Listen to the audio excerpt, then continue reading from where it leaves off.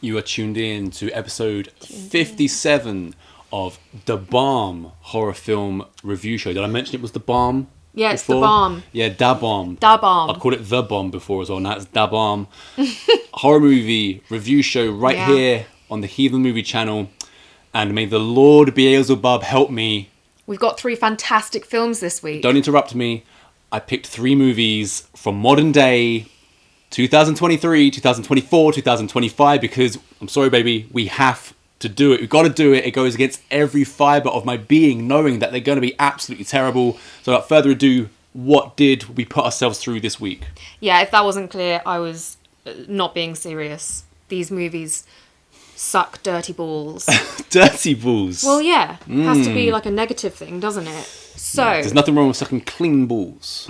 Well, you know, I've thought this through. So, first thing we watched this week was The Monkey. No. You've already. Wait. That was the last thing we watched. No, it wasn't. That was the second thing. No, it was right. We both got it off. We're so scrambled by this modern day filmmaking. I know what we watched first. We watched The Last Voyage of the Demeter. I The thought it was just Last Voyage Demeter. of the Demeter. Yeah, I've always heard it was Demeter. For some reason, they kept calling it Demeter. Demeter in the movie. Have you checked Demeter? Yeah. Have you topped up Demeter? Exactly. So then we watched The Monkey. And finally, we watched Imaginary. Yes. So let's just get straight into it and rank them. Yeah, I don't know about you, but once we'd seen The Last Voyage, I really thought it cannot possibly get worse than this. But it did, for me at least. So my third place goes to Imaginary. What the hell is that? Then I am going to go with Last Voyage of the Demeter, I think, just about. So by a margin, first place this week from the dung heap goes to The Monkey. Sorry, but I think you've got it mostly wrong. Because when we were watching Last Voyage of the Demeter, Yes. I also thought there is no possible way in hell that it can get any worse than this. And it didn't. Bottom place, Last Voyage of the Demeter.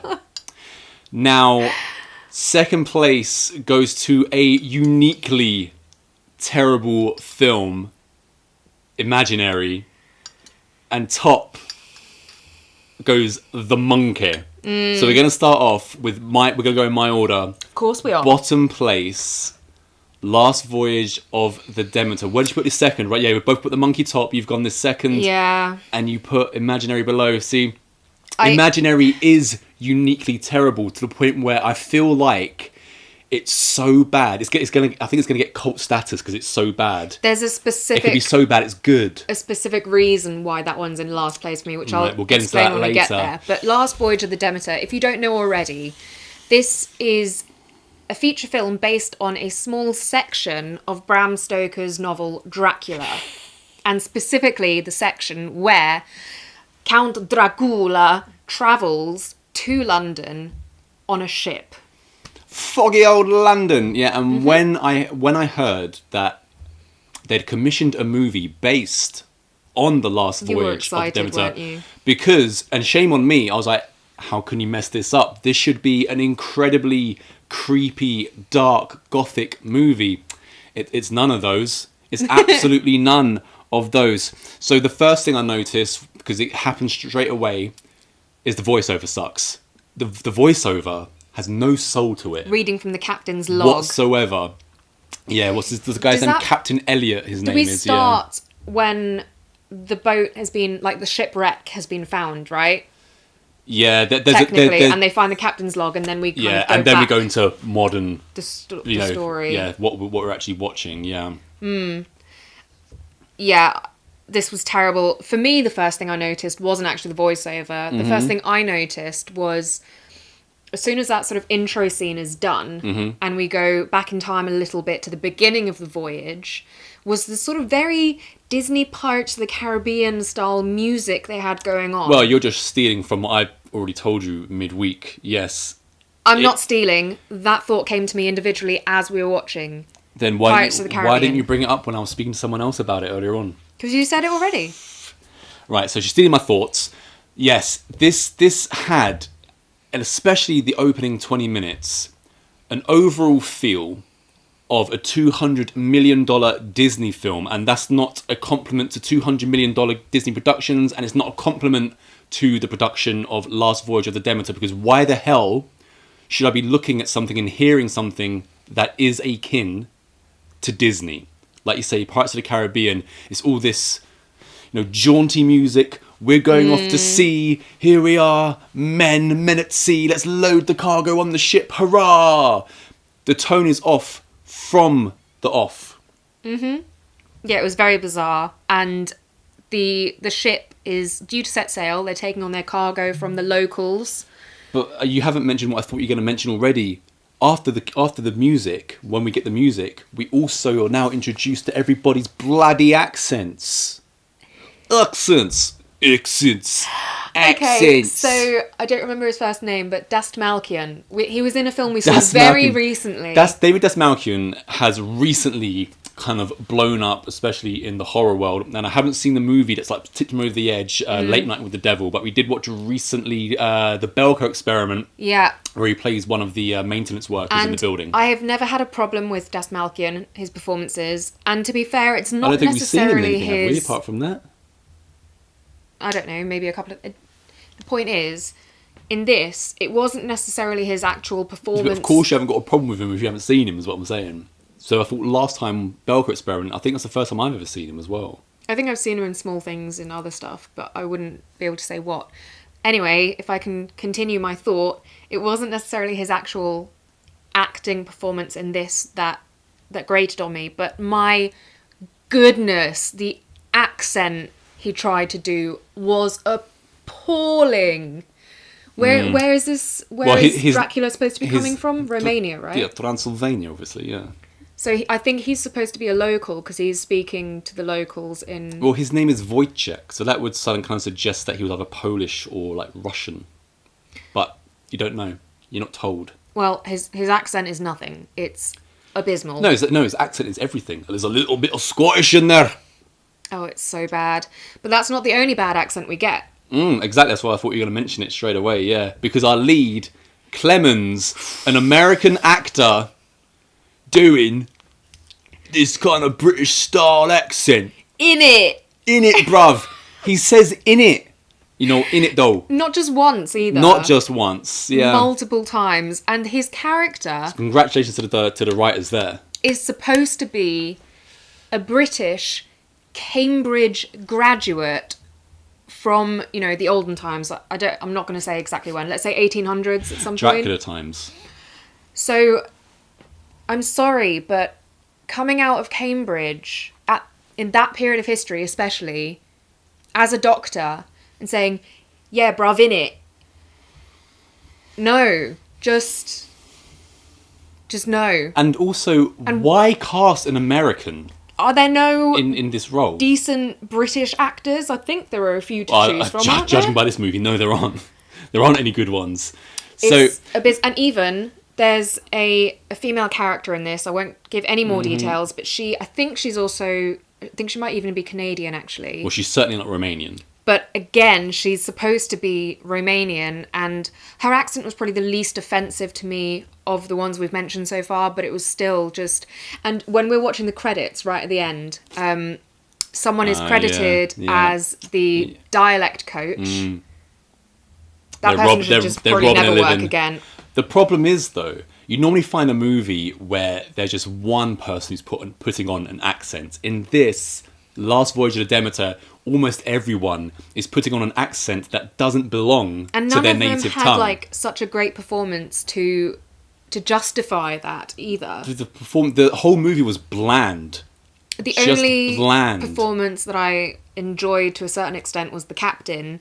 No. But even there, I felt like the way that they'd made him up was so cliche. Captain Elliot. That it was kind of sickening. What we have, just to clarify, we've got Clemens, the lead guy who's been to what university did you say? Cambridge. We've got Captain Elliot, Then we've got Wojciech, who is Mr. Dasmalkian. We've got a character called Abrams, Joseph, Olgarin, and Petrovsky. And we've also got the little lad, Toby. I'm not going to put anything on the little lad. It's not his fault. It's the writer's fault. It's the director's fault.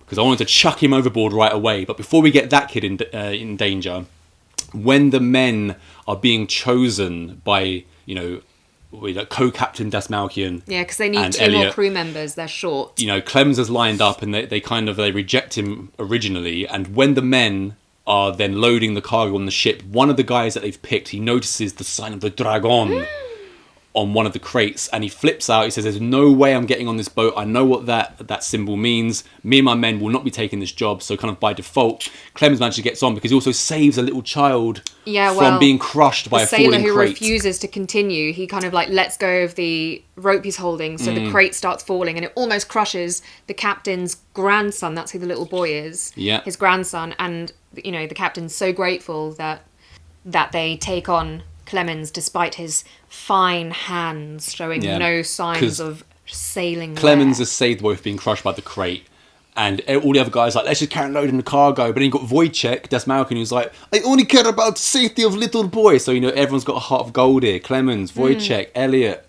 little boy Toby. They do all love that little boy. Yeah, so now we're finally on the ship. Clemens manages to find his place on the ship. Wouldn't you have thought, though, for a relatively long ship's journey, it would be a good idea to have a doctor on board?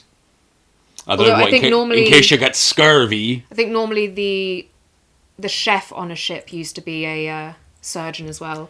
Oh, multi-talented. I'm not entirely sure that they've put the kind of thought into this movie to go along with that, so we'll just skip over that. So now they're setting sail now. Clemens has found his way into the boat. So of course, when he gets on the boat, who's he shown around by? Little Toby! Kind of Oliver, little boy. Yeah. And he's like, you come here, sir. This is like a wooden ship. No one wants wooden ships anymore, and everyone wants steamships. And you know what? If you meet the chef in the morning, don't open your mouth because he's just in a bad mood. This kind of stuff. And then you get Clemens going, oh, is it, bruv? In it. Yeah. So then I've also written Clemens. We then get a small part to carry on with the whole $200 million Disney style sea shanty. Oh dear Lord! Da da da da. We're all at sea. That one was randomly cut off very quickly, but yeah, as soon as that started, my head was in my hands. That does not belong in this movie. And actually, on that note, apart from the main characters who have the most acting to do, the rest of the crew, they, to me, looked like they were so clearly cast purely for their looks. So we've got Joseph, Olga and Petrovsky, people like this. Yeah, and again, none of them, in fact, a couple of them were pretty good. A couple of them I have no comment. But my point was just, you look at them and you're like, they've literally looked at some headshots and been like, oh, he looks a bit like an old-timey sailor. Let's cast him. And it just kind of almost reminded me of the Hobbit movie. Right. Like the casting of the Hobbits. It gave me that vibe. I was getting reminded of, not that I've really seen it, but obviously I've seen kind of trailers of it, like The Wheel of Time and The Rings of Power. It had that kind of thing along with the Disney, with the music and everything like that. Just throwing loads of money at stuff and making like a pile of wank. which this was. So not long into this, I think it's on the first night, Clemens finds a woman in the stowaway. There's woman, because of course you need a woman. Yeah, and he brings her up to his cabin and he's like, well, she needs blood transfusion. She's in a bad way, yeah. How does he know? Well, he's Clemens, isn't he? He's a genius. He's been to Cambridge. So he starts say Oxford all the time. Transfusing his own blood into her body, and this again is a contentious issue for the crew because you can't have a woman on board. Everyone knows it's bad luck. Yeah. And I would be worried being the only woman on a ship. I was going to say, probably dangerous for a woman being on a ship full of rough men. In it. So after this, we also mentioned there's a dog on the ship. Toby's got a dog, because Toby is in charge of all the livestock, even though he's only 7 or whatever he is. So if you're going to have a dog on a ship... I've written the dog gives the best performance as well. Oh, He gives a great performance, that dog. The cute dog. I would have also thought, because obviously we're on a ship, and at one point even the Demeter. the chef mentions like a ship without rats is unnatural. But if you're going to have a dog on board, wouldn't you get one of those, like, I think terriers and stuff who actually like kill rats? Yeah, not this cute dog that wouldn't do anything. No, this dog was like, if anything, there's one point where the dog like senses danger and just kind of wags its tail and goes closer. This is now when we get the scene of Clemens on top of the ship with some other one, and they're sailing down the Mediterranean, and Clemens says, "It's the Med, innit?"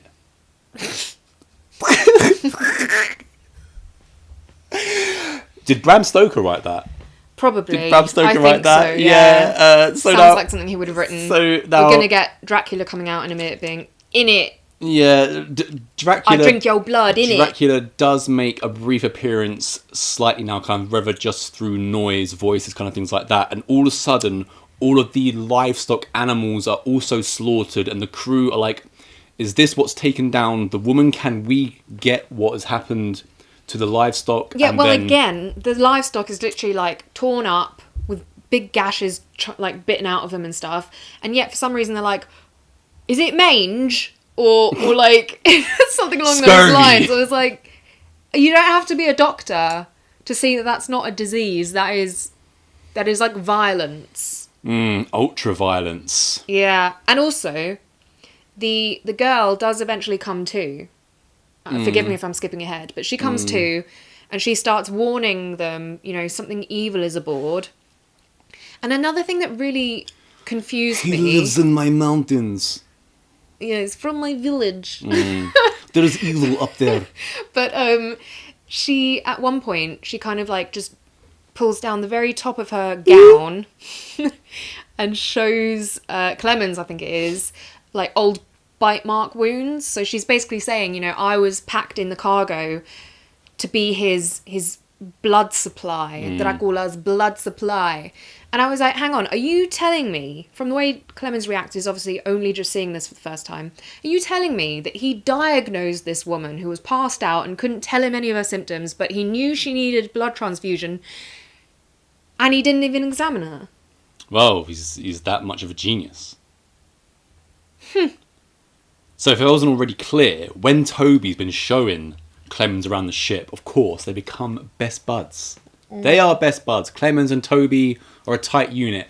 But now that Toby has messed up and let a vampire destroy the livestock, God's sake, Toby. he is beside himself. And I'm gonna paraphrase here a little bit, but Clemens finds Toby just sitting against the wall. He's like, he was like, "What's up, little man?" And then Toby's all like, "It was my job, Mr. Clemens, to look after the animals. I promised the captain I did." And then like Clemens was like, "Don't worry, governor, we all fuck up now and again." And then he's like, "Yeah, you're right, Mr. Clemens." And he's then instantly Mr. Clemens happy is like, again. "In it though."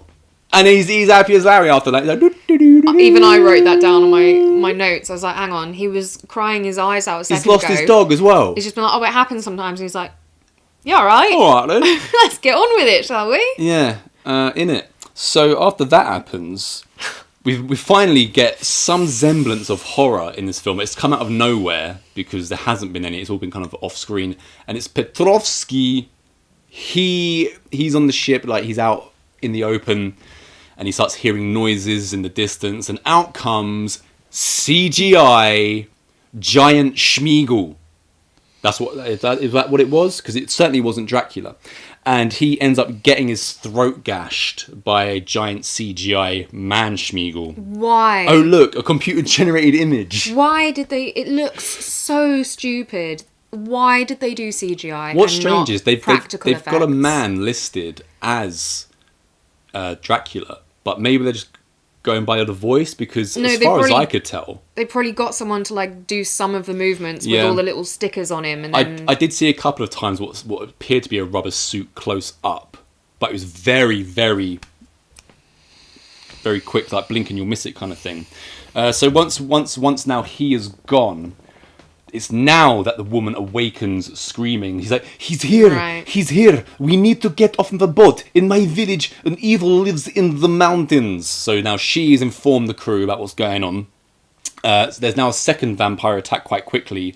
And Every night. This is what I've written. Looks like a tall, skinny, small-headed golem. And very un-Nosferatu-like. He smashes a guy's head against the floor. It's...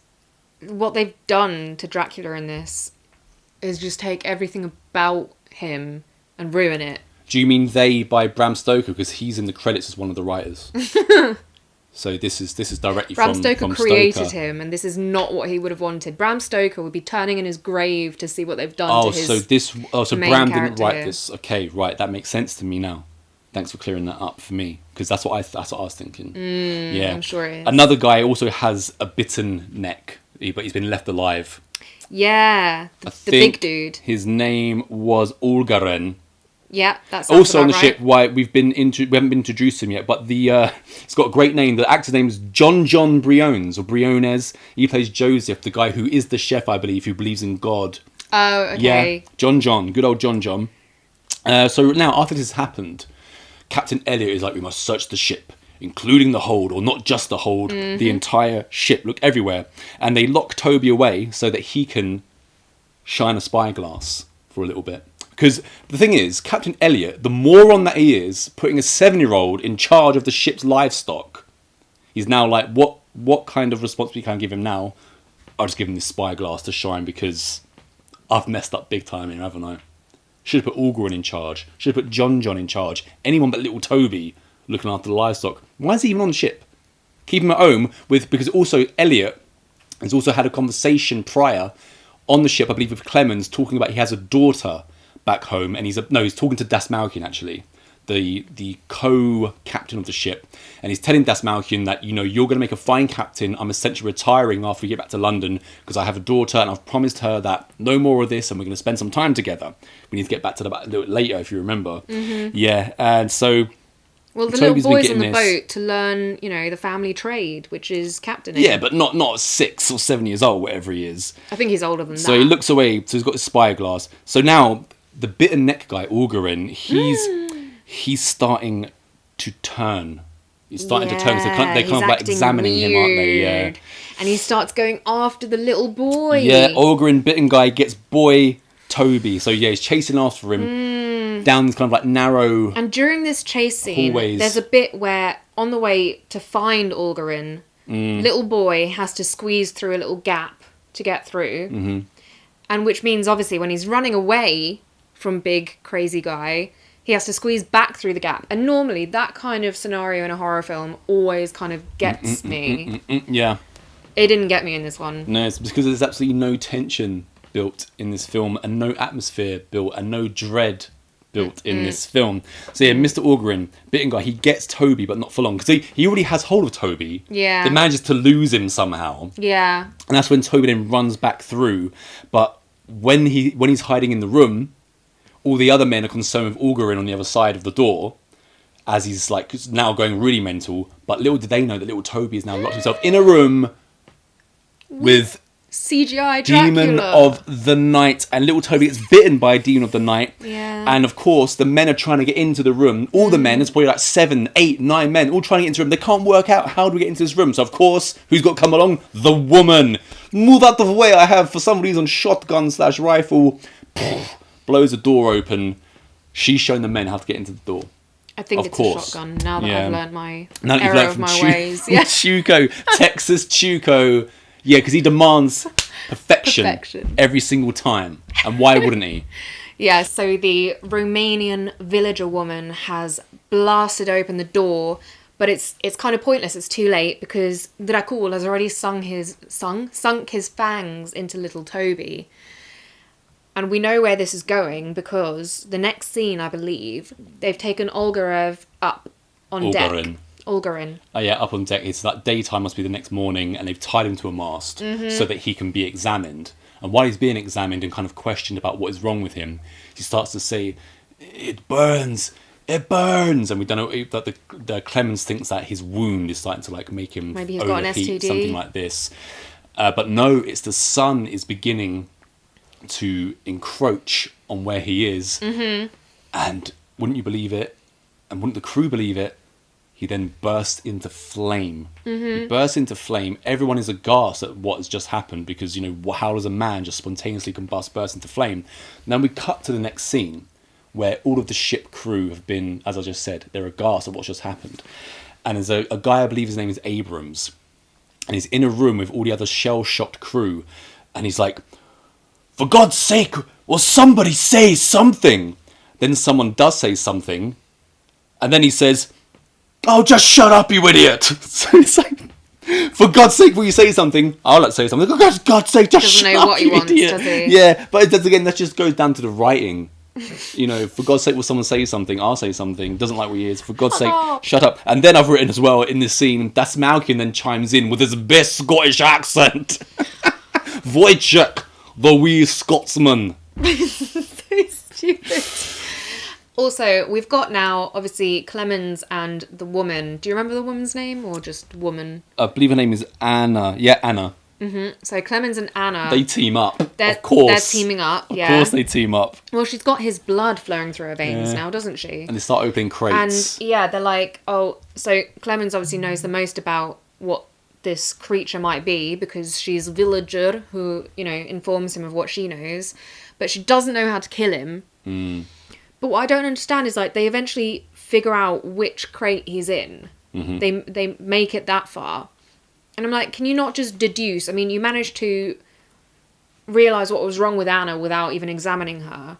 Are you not enough of a genius to realise that if Olga Wren guy burst into flames, maybe all you need to do is just drag that crate onto deck in the sunlight? Yeah, because I was about to say, they also deduce that this keeps happening at night time.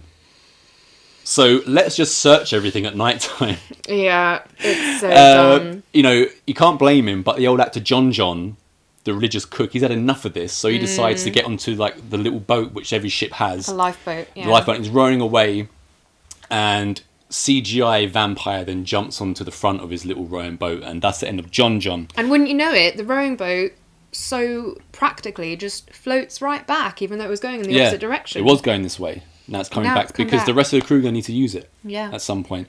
Now little Toby, poor little Tobes, I did say I wanted to throw him overboard originally because of his little Oliver accent. Please, sir, can I have some more? And the fact that he's the clued up one of the crew. He's now being laid at sea. He's being laid to rest. So they're all kind of saying a prayer, saying goodbye to him. They've got a sheet over him in the daytime. But when Captain Elliot is looking at the sheet-covered boy, his grandson, he spots a little bit of movement. And as they're about to toss him overboard, he says, wait, he's still alive. Everyone tries to convince him, no, he's not. So he goes over there, pulls off the sheet. And what happens when he pulls off the sheet in the sunlight? He bursts into flame, ends up getting his own face burnt by his grandson. And then Clemens chucks the little boy overboard. So that, in theory, just saying it out loud, that CGI could be... flame, I might add.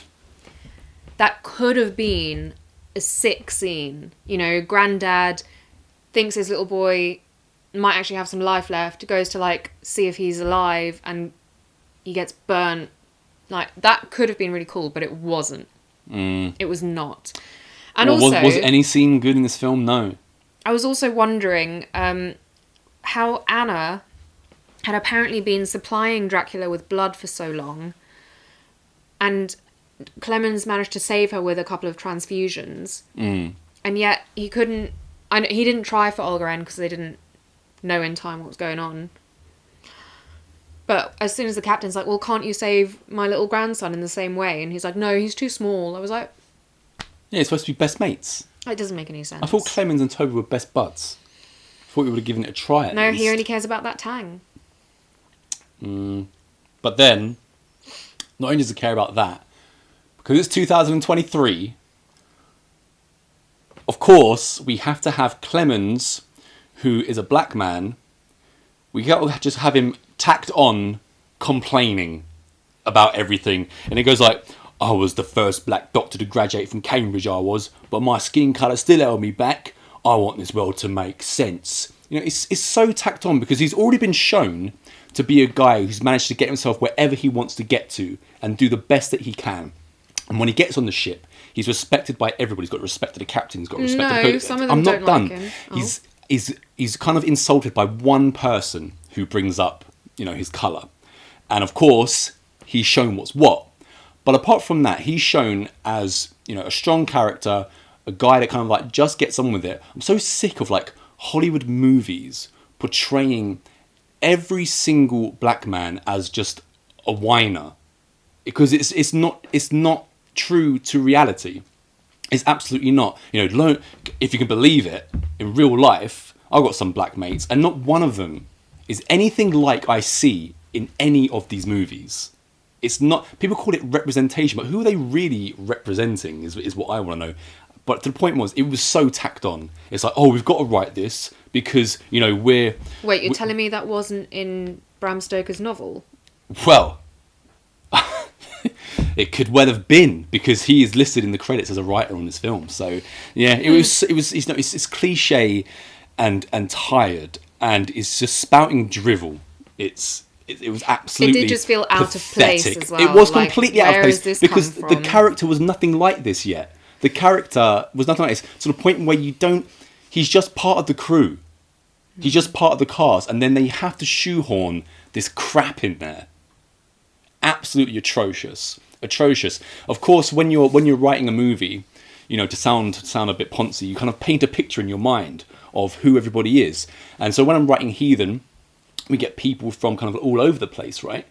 And yeah, there's like, you know, there are white people in it, there are Asian people in it, there are black people in it. And what I can promise you is none of my black characters will whine and moan and all that kind of other tripe that gets put into all modern productions here in the UK and across the pond. It's pathetic.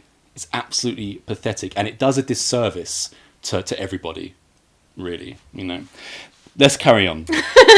Now it's plan times. Time to put together a plan. And I've written plan time. I left the room for a few minutes and it was so bad I couldn't bother to pause it. So I kind of missed the putting together of the plan. But, there wasn't much of it. Yeah. But then Clemens is told, he tells Captain Elliot at this point, now that little Toby's gone, that there is no need for him to be part of the plan. There's no need for him to be part of the ship. He might as well, you know, go on his own way. Clemens says that. Clemens, no. There's no need for you to be on the ship. Where would I go, Mr. Clemens? So of course it's Clemens that tells him. No, so Clemens wants the captain to abandon the ship and come with them. No, he wants him to. He wants him to not be a part of it. No, Johnny, he wants him to come with them, and the captain's saying, no, like, I'll go down with my ship, because there's no point for me to carry on. I've written it verbatim, Clemens, there's no need for you to be on the ship. Yeah. Where would I go, Mr. Clemens? Yeah. So then I've written, well, what about his daughter? Yeah. Which we literally discussed when we were watching the movie. Yeah, that's all correct. Yeah, so what But have I you said also wrong? said just now, on camera, that you missed a few minutes. We're on camera? So, what I'm saying is that Clemens was like, right, we do this, we set the ship on fire with Dracula on board, and we all escape on the little boat. And the captain's like, no, I'm not going to come onto the little boat, I'm going to stay on the ship. And then, so no, I'm staying on the ship, where have I got to go? So it's not because Clemens is like, oh, don't be part of it. Clemens wants him to be part of it, but he doesn't see what the point in living is anymore, even though he still has a daughter who now has not only lost her son, but apparently her dad can't be bothered to go and comfort her either. After his big speech at the beginning. So, yeah, that's what it is. So that doesn't make any sense then. It doesn't make any sense for him to even say that thing at the beginning. If he just, and again, just more poor, absolutely poor writing all over the place on this. So once this happens, it's like, he's made the big speech about his daughter. We now get, everyone's formulated the plan. We've got some people on the mast, some people on the ship, some people here, laid there and everywhere. And we get now a CGI flying vampire. Yeah, they were going to ambush him. But what they didn't count on was the fact that he can summon fog. Mm-hmm. And he can fly, goddammit. Yeah, it, bruv. Wojciech, the Scotsman, I believe, Scotsman Wojciech, he's now fallen from a mast. He's fallen from the mast. That's no good for him. No, he's not. Someone falls from it, and Wojciech, he's decided to go, and he's the co-captain. He's decided to go and axe the vessel so that it sinks. He's like, I don't want to become captain. This thing is doomed. I need to axe it and sink us all. Well, that was part of the plan, though, to sink the ship. I'm not saying it wasn't, but I see what's the point of even carrying out a plan if you're just going to sink it? And again, Des Malkian was not happy about sinking it. No. He was like, this is my ship. I want it. And then we get like a shot of Captain Elliot. Now, everyone's perishing now. Someone's been taken out mid-air by the vampire and stuff. Captain Elliot is also being taken out. Before he dies, he gets to talk to Clemens one last time. And he's like, will you tell everybody that I was true? And he's like, yes, Mr. Elliot, I will tell everybody that you were true. And we get some sad music, because it's a sad time in the movie. Yeah. CD Amp shows again, and who saves the day? Anna. Mm-hmm. Because all the men are useless. All of these, seasoned sailors, seasoned pirates, they don't know what to do at any time. Don't have to get into a doorway. Don't have to save a little boy. Don't have to kill a vampire, of course. Village girl does, though. Yeah, and after all this somewhat blah climax event, supposedly, we end up with just Clemens and Anna floating around, clinging on to some detritus. Yeah, because the vampire ends up being impaled by a falling mast. Yeah, crushed against the rest of the mast. So they think, like, oh, well, at least we're safe, but off they float. Yeah, they're hanging on, aren't they? Like, Now we have a really questionable thing, which I actually brought up in a thought of the day right after we watched this film. Yeah. So it seems that finally, after all this time, inexplicably, Anna is now affected by all those bites she took. Finally. Yeah. And, she could stay in the water, slowly get colder and colder, start feeling warm and fuzzy, and just drift off as all her organs shut down from hypothermia. Or she could get out of the water and face the sun and burn to death. Obvious answer there, isn't it? Augurin. Yes, because, as she explains to Clemens, he's already had his dramatic moment. Oh, by the way, we've also missed out when the final battle is about to happen between the vampire and the rest of the crew. Clemens makes his, kind of action movie speech along the lines of, it's the last night, it's us against you, and we're not gonna back down, so why don't you show yourself in it? And he says, I'm not scared of you. I'm calling bullshit on that. I'm calling absolute bullshit. Yeah, I'm not scared of you. How can you not be scared of some random ravenous creature that's killing your crew Maybe members? because it was a CGI vampire that he knows it's not real, because I wasn't scared of it. Yeah, let's back to him floating. Anna. Anna's floating around. So we've already had now Clemens make two speeches: his pathetic speech and his action speech. Now Anna is like, I'm gonna die. All my life, people choose for me. I choose this. Great choice. Sounds like you should be letting people make choices for you, because you've made the worst choice possible here. And then she says, "Thank you. You saved me." And then Clemens is like, "You saved me." And then we get sad music again. In it. Sad music burns up again. So now she burns up. She burns up, and Clemens is now in London. He's touched down in London town. Of course he survived. And he's in like a pub or something like this. Mm-hmm. And he's a bit of an artist. So while drawing in the pub, he's saying things like, "I've seen the evil of this world, but I've also seen its beauty."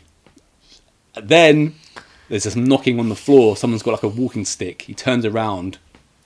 Is that the vampire sitting at the table behind him, giving him a look? Dracula bangs his cane.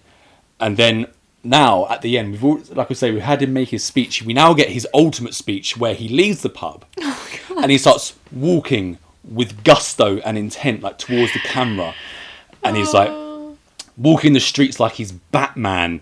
I will send this thing back to hell once and for all. It's a voiceover, he's not actually saying it. We just have his intense face, Clem's intense face, as he pounds the streets of London. That makes no sense either. Yeah. Why would you, if this thing has singled you out, why would you then go out into the streets of London at night on your own and be like, yeah, I'm going to hunt him down? No, you're not. He still hasn't learned that it all happens at night. I thought Clemens was a smart guy.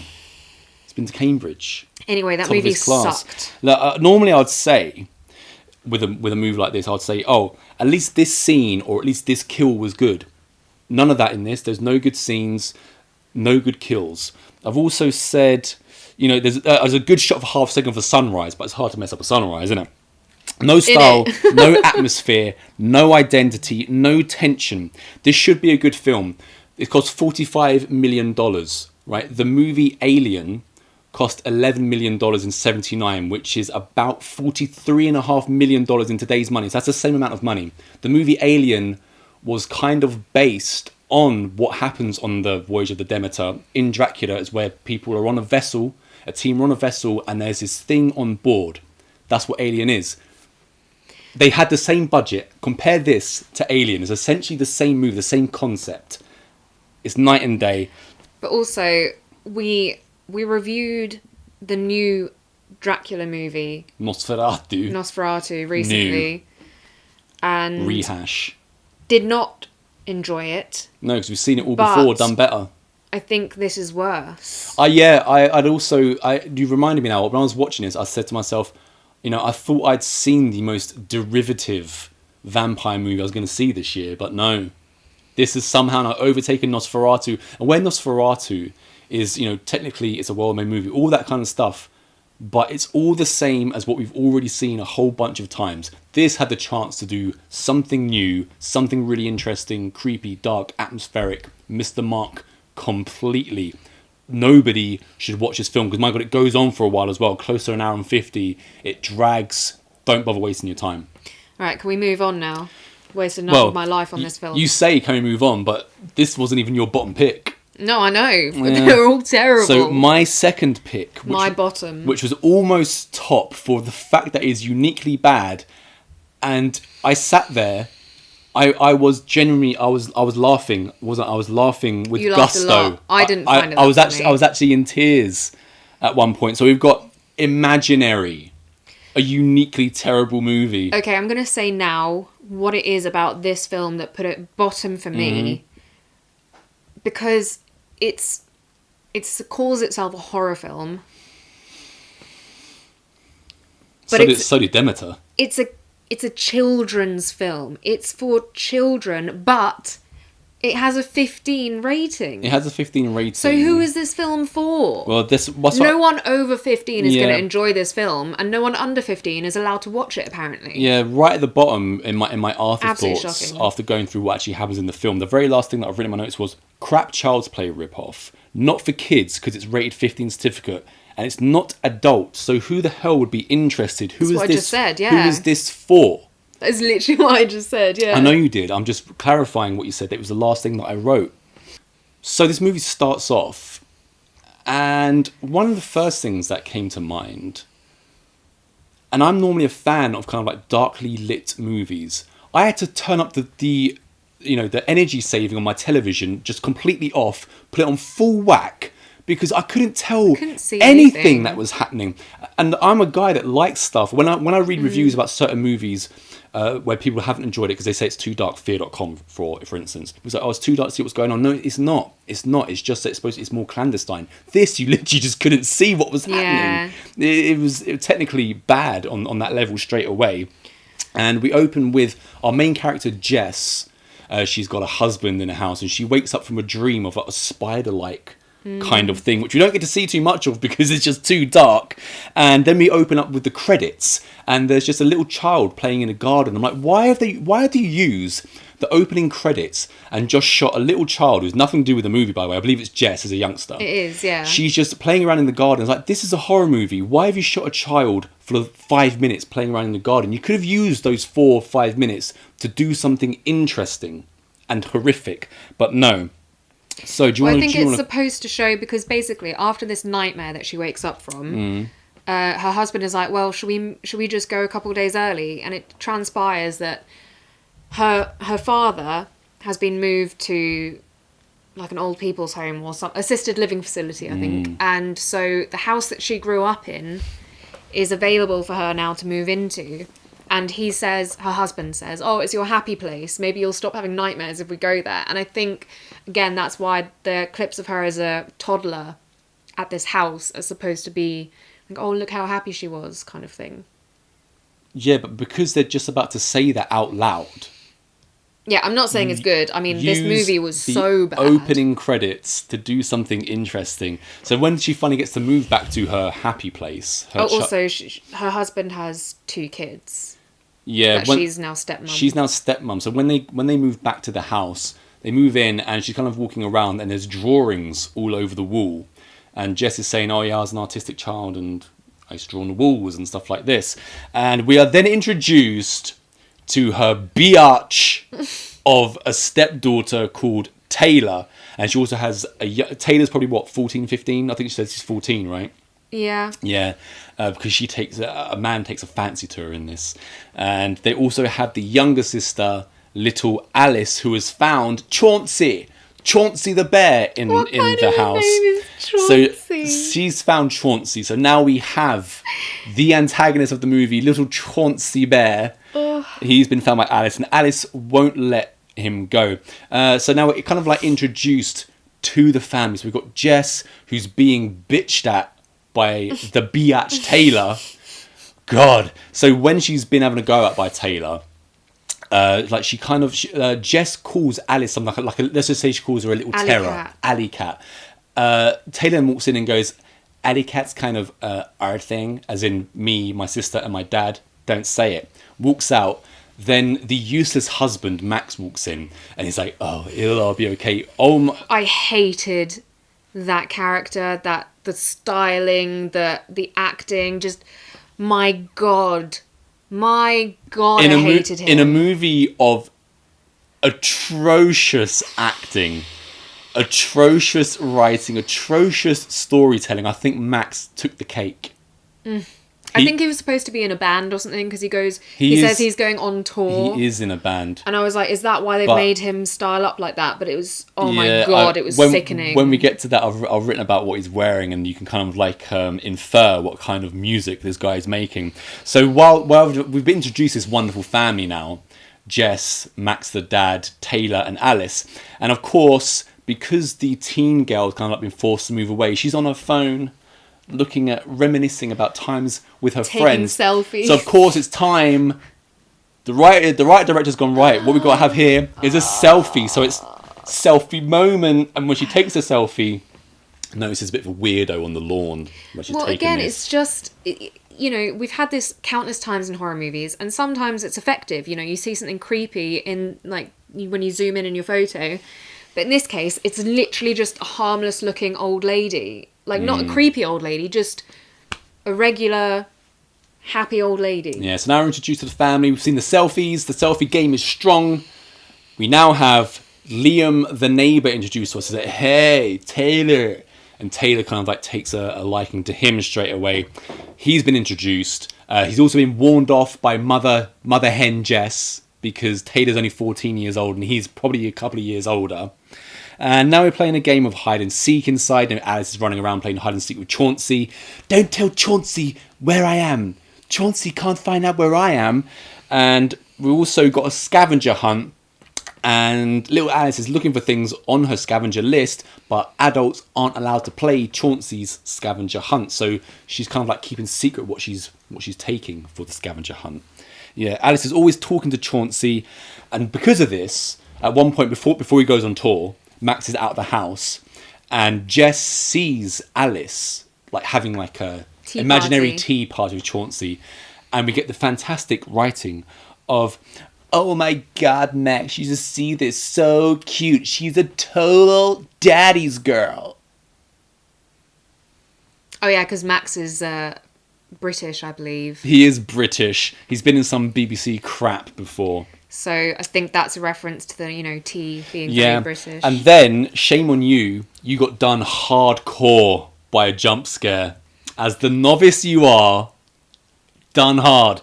And it was the real mum. So the real mum of Alice and Taylor. Taylor's given up where they're living, even though she's previously been in a mental institute. She's let the mother know where they are, and she's burst out of nowhere saying that this place is like cursed or some crap like that. I have to defend myself there on that jump scare though, because go on in. Because it was so unexpected that anything like that was gonna. I was so close to sleep from boredom of this movie, and then suddenly something happens. And it's like that thing of like when, you know, see, even your eyes went there. Yeah, see? It wasn't because I was scared. Great example of me blinking because you got that in front of my face. But that's my point. It's just a natural reaction. Great jump scare moment for you. We are now privy to the fact that Chauncey's alive because we see him kind of like sitting against a table and all of a sudden he'll go. So that was chilling. And quickly now, the dad, Max, is going to go on tour. He's a big rock star. And you can tell the kind of shitty music this guy's going to make. It's going to be shitty singer-songwriter style because he's got his pork pie hat and he's got his granddad shirt on. And he looks all bohemian because, you know, she's also an artist, we should also mention. She's like an illustrator and she writes books or children's books. Which, by the way, seem really awful. Millie Millipede. It seems to literally be about some spider that's constantly chasing a millipede, and it's like, why would you want to read that? That sounds horrible. Because of course, some lame singer-songwriter, English singer-songwriter living in America, and illustrator, crappy. He's also got that disgusting hair. Yeah, and he's always got like a bunch of like leather bands and stuff around. Oh my god! Like I said, he's bohemian, man. It's so try. He's bohemian. He's an artiste, isn't he? Yeah.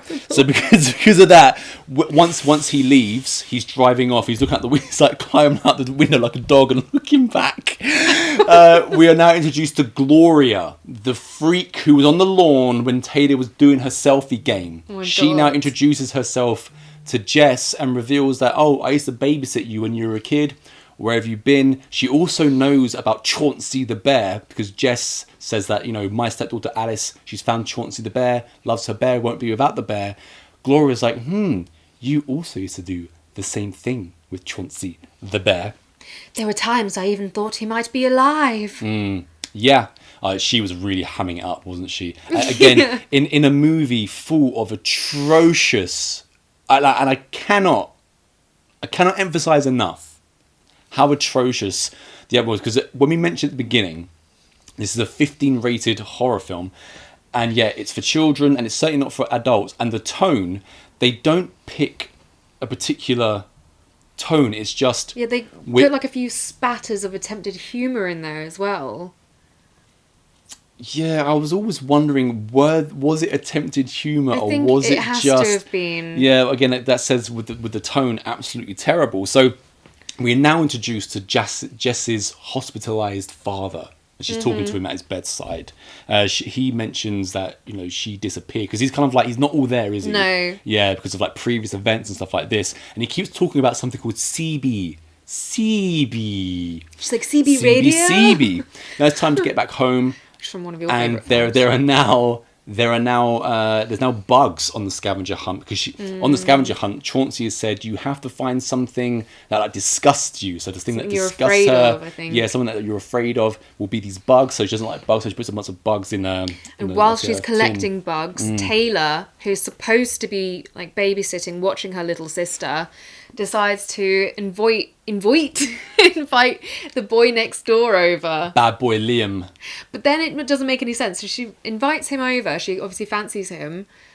But then once he's over, he pulls out a bag of pills. He's like, why don't we do this? And next thing you see is them sat on the sofa watching a movie or something. And she's just there like, no, I don't want to do any pills. I just want to watch the movie.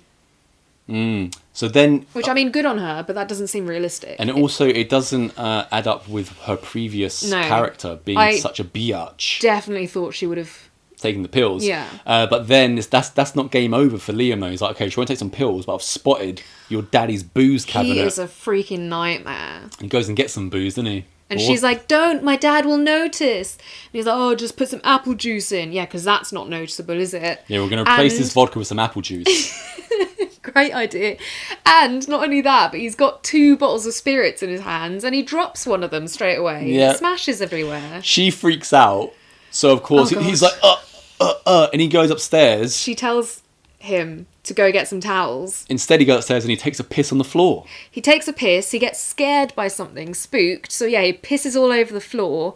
Then, this was the grossest part of the whole movie, by the way. Not wiping up the piss? He leaves the piss, and he doesn't wash his hands. He just wipes them on a towel.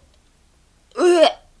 That was disgusting. Yeah, and after that kind of behaviour, You would have thought he would die, but he doesn't die. He doesn't. He doesn't just die. disappears from the film. It was really quite pointless. It was pointless. Again, if you're going to have cannon fodder characters like this, kill them. Kill them. Kill them off. Does anybody get killed in this, though?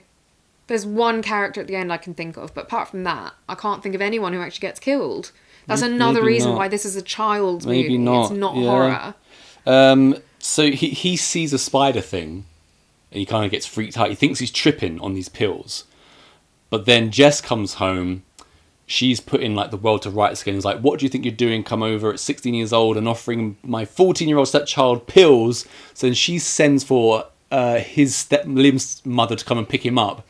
And she's like, Jess is like to his mother, "Your son's brought over pills for my 14-year-old girl." She's like, "These are not pills. These are like my appetite suppressants," or something like that, she says, doesn't he? And so he thinks he's tripping balls, but he's just been taking Some allergy pills some kind or of something. allergy pills. But during his visit, little Chauncey has ripped a hole in one of Jess's drawings. So Jess is, she's got to lay down the law somewhat, but she doesn't really lay down the law. She's very, she's a bit of a saint. It was actually Jess. It was Alice who did it because Chauncey has put on the you've got to do something to get into trouble. Yeah, something that will get you in big trouble. Yeah, well, I'm saying it's Chauncey because he's the instigator, Okay. right? So then, after Liam's cleared out, Jess then kind of finds this scavenger hunt list, which she's not been privy to yet. She's not allowed because she's an adult, not allowed to see it. She quickly gets her phone out, snaps a picture of it, and she's in Alice's bedroom, and there's a lump underneath the sheets. Jess obviously thinks that she's talking to Alice because the sheets are moving. It was so obvious.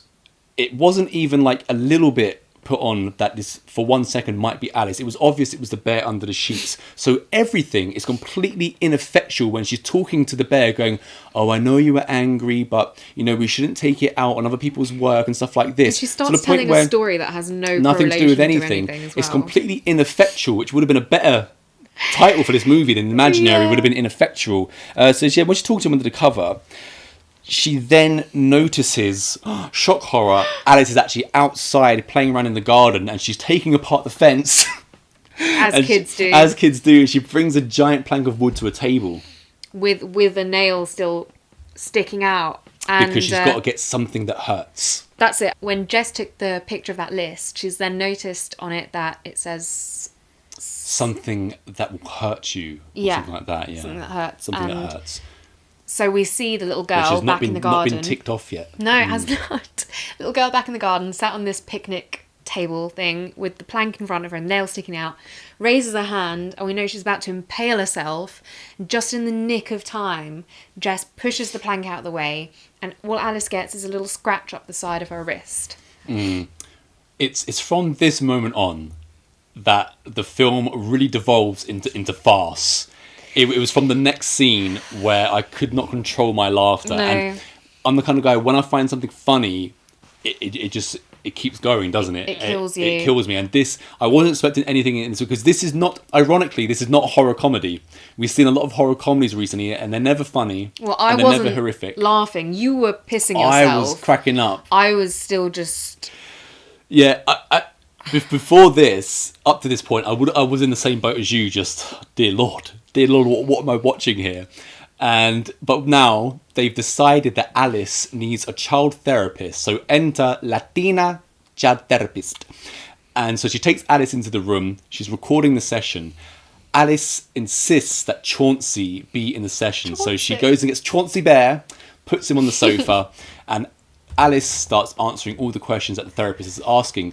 But slowly but surely, as the session's going on and on, it's no longer Alice's mouth that is moving, but we can still hear Alice's voice. Because for some reason, Chauncey Bear speaks in Alice's voice. Now, that is another terrible decision. If you have a talking bear, don't have it mimic the voice of the little girl. It's the little girl just putting on a bit of a... And also, the bear doesn't speak in proper sentences. It's like, Chauncey-like. That was way scarier than what happens in a movie, so do it again. Well, imagine that as like a little girl. Yeah. Chauncey-like. Yeah. Or something. Anyway, it's because the therapist is like, oh, well, talk to Chauncey, because you know, you've told me that Chauncey is your friend, but would a friend ask you to do something like that to yourself? So Alice does turn around to talk to Chauncey, and we're watching the back of her head as they're having an argument, kind of. But then she turns around when everything's getting climactic, and yeah, as you said, you can hear Chauncey. As the little girl Alice's voice, Chauncey's carrying on talking, and Alice's mouth isn't moving. The therapist has noticed this, and again, it's like drawing to a climax.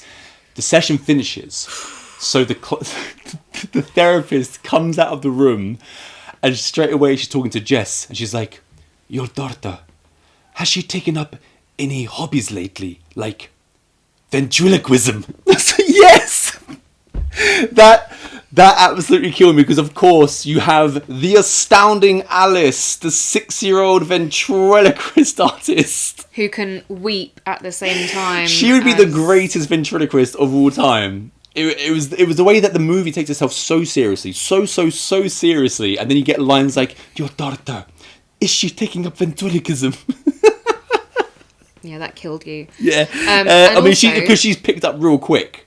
Alice has picked up this skill really quickly if she has. But also, we then get the therapist saying to Jess and showing videos as well of similar things happening to other kids. So there's like a little boy who's chopped his own thumb off, and you know, they all have the exact same like list of things to do and whatever.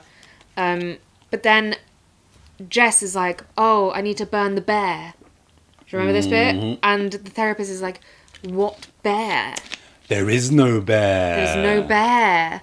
And Taylor as well is like, "There's no bear. That's what an imaginary friend is. Imaginary. Duh." Yeah. So Jess is like going through even some of the videos she took of like the tea party, and all of a sudden she's like, "Oh wait, there's no bear." So it's just been in her head. So then Alice puts all of her scavenger stuff into an nganga.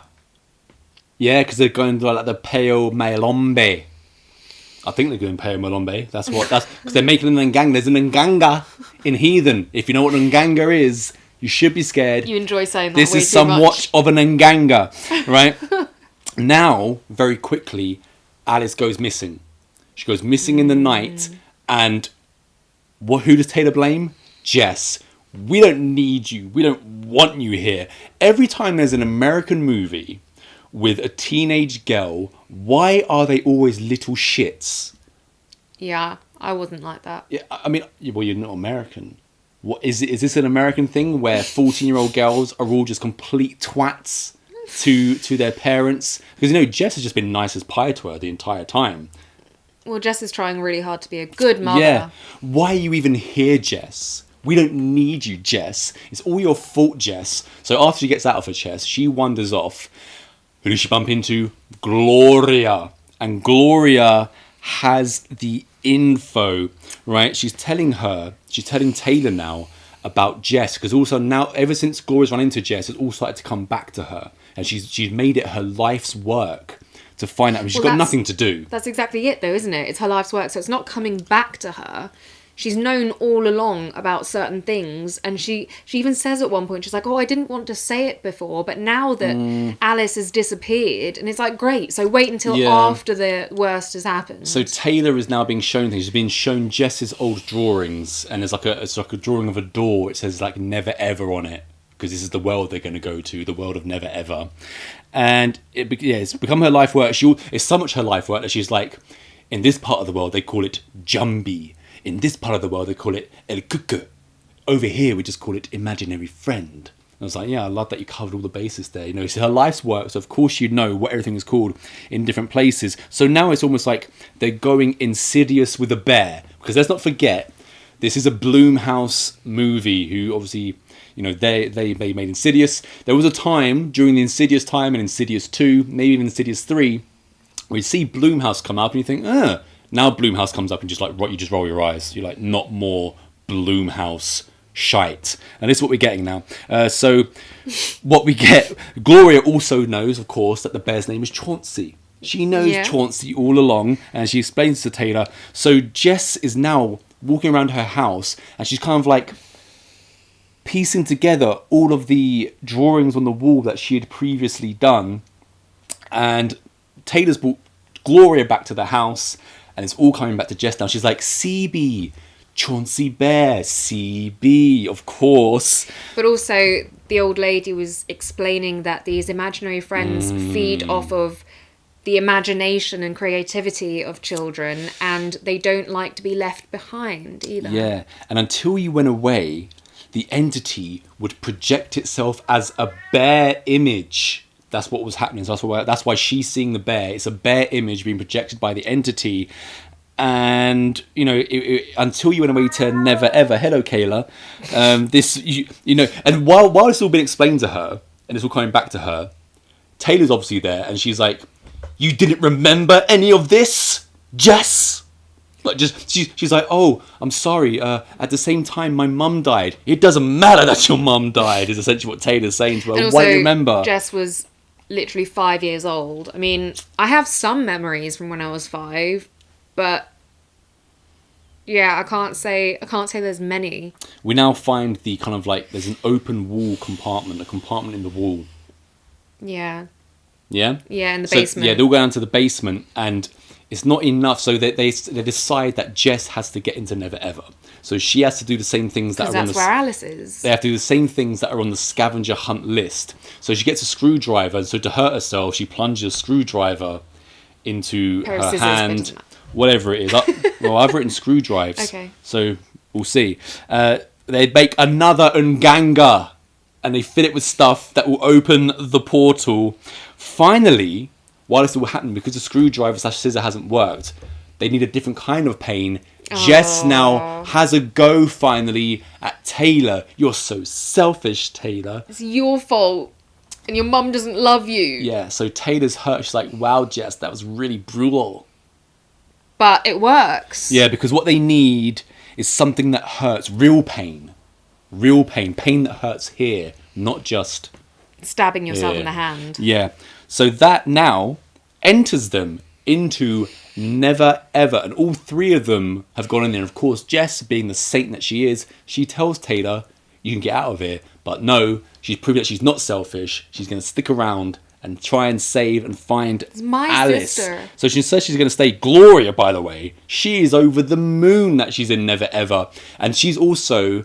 when she's had her first meeting with Jess, and Jess tells her that she's a child author, she's like, oh, I've also written books, but we won't go into that. She gets into Never Ever. She's like, I knew it. I knew my books were justified and everybody was wrong for not buying my books. I should not have been written off. And now they're all kind of like peeking for a little bit in Never Ever. And in the distance, they see a little girl running about. And then we get, this is really when DeWanda Wise as Jess really hams it up, because she sees herself as a little girl running and she's like, it's me. And she is taking everything so seriously as an actor in this abominable movie that it makes it uniquely awful and hilarious. But the thing I thought you were going to bring up about seeing this flashback, it's the flashback of her going through the door back when, she disappeared, and her dad follows her in. Yeah. And then we sees the dad getting possessed. So we see her coming out of this door again, and her dad's out of the door, but he leans in to close this imaginary door thing, and some beast grabs him, and it's inexplicable. Without watching it, to see his reaction as he's being like, it's like his thoughts and sanity are being sucked out of him, but the way it's acted. The thing is, when he becomes possessed, and he's going, God. You can't do it justice as to how terrible it is. DeWanda Wise should have a Razzie to her name.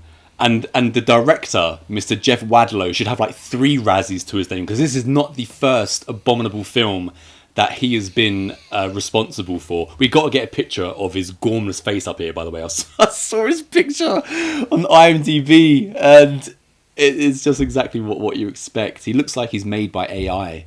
He's there in his monkey suit because he's got to feel like a grown-up.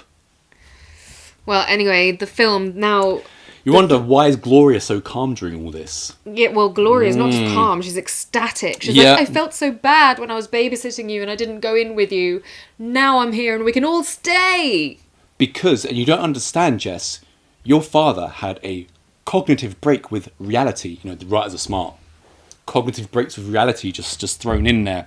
Yeah, she loves the entity, but she loves it so much that she doesn't realise she's in danger, and a giant bear hand comes out the side of Never Ever. God. And when she's taken away, when this old lady gets lit up by this bear, again, I'm smiling now. I can feel my cheekbones starting to hurt from the smiling.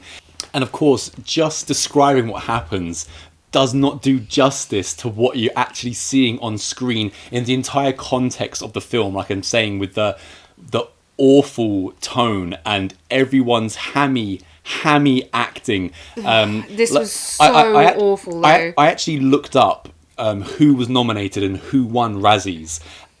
Imaginary wasn't nominated on any level, and I'm not saying that I disagree with the Razzies that were nominated, but there's no way that they could have overlooked this. This was so Razzie-like that I'm almost looking forward to seeing a DeWanda Wise performance next time, because, my word, this was one hell of a performance.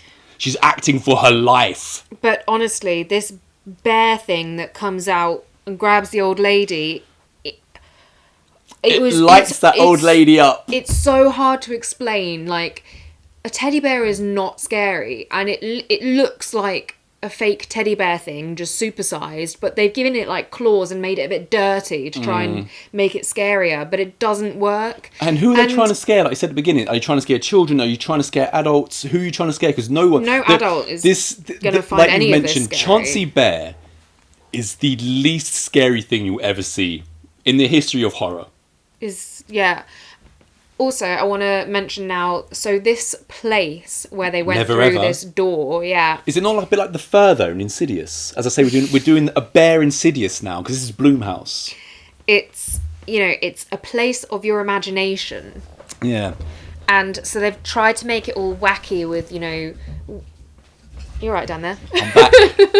Thirsty. They've tried to make it all wacky with like weird curves and walls going up but oh my god, it was so not making use of what you could have done. And now it's going to really annoy me because I don't remember what the film is called, but there is a film where the lead actor actually passed away really early on in filming, so they got like 5 other actors to come in and replace him. I know what you mean. It's a Heath Ledger movie. It's something Right. about the Magical Emporium of da-da-da-da-da. Yeah, exactly. It's got Vern Troyer in it as well. It's got loads of people. And it kind of reminded me of that, but without the right vibe.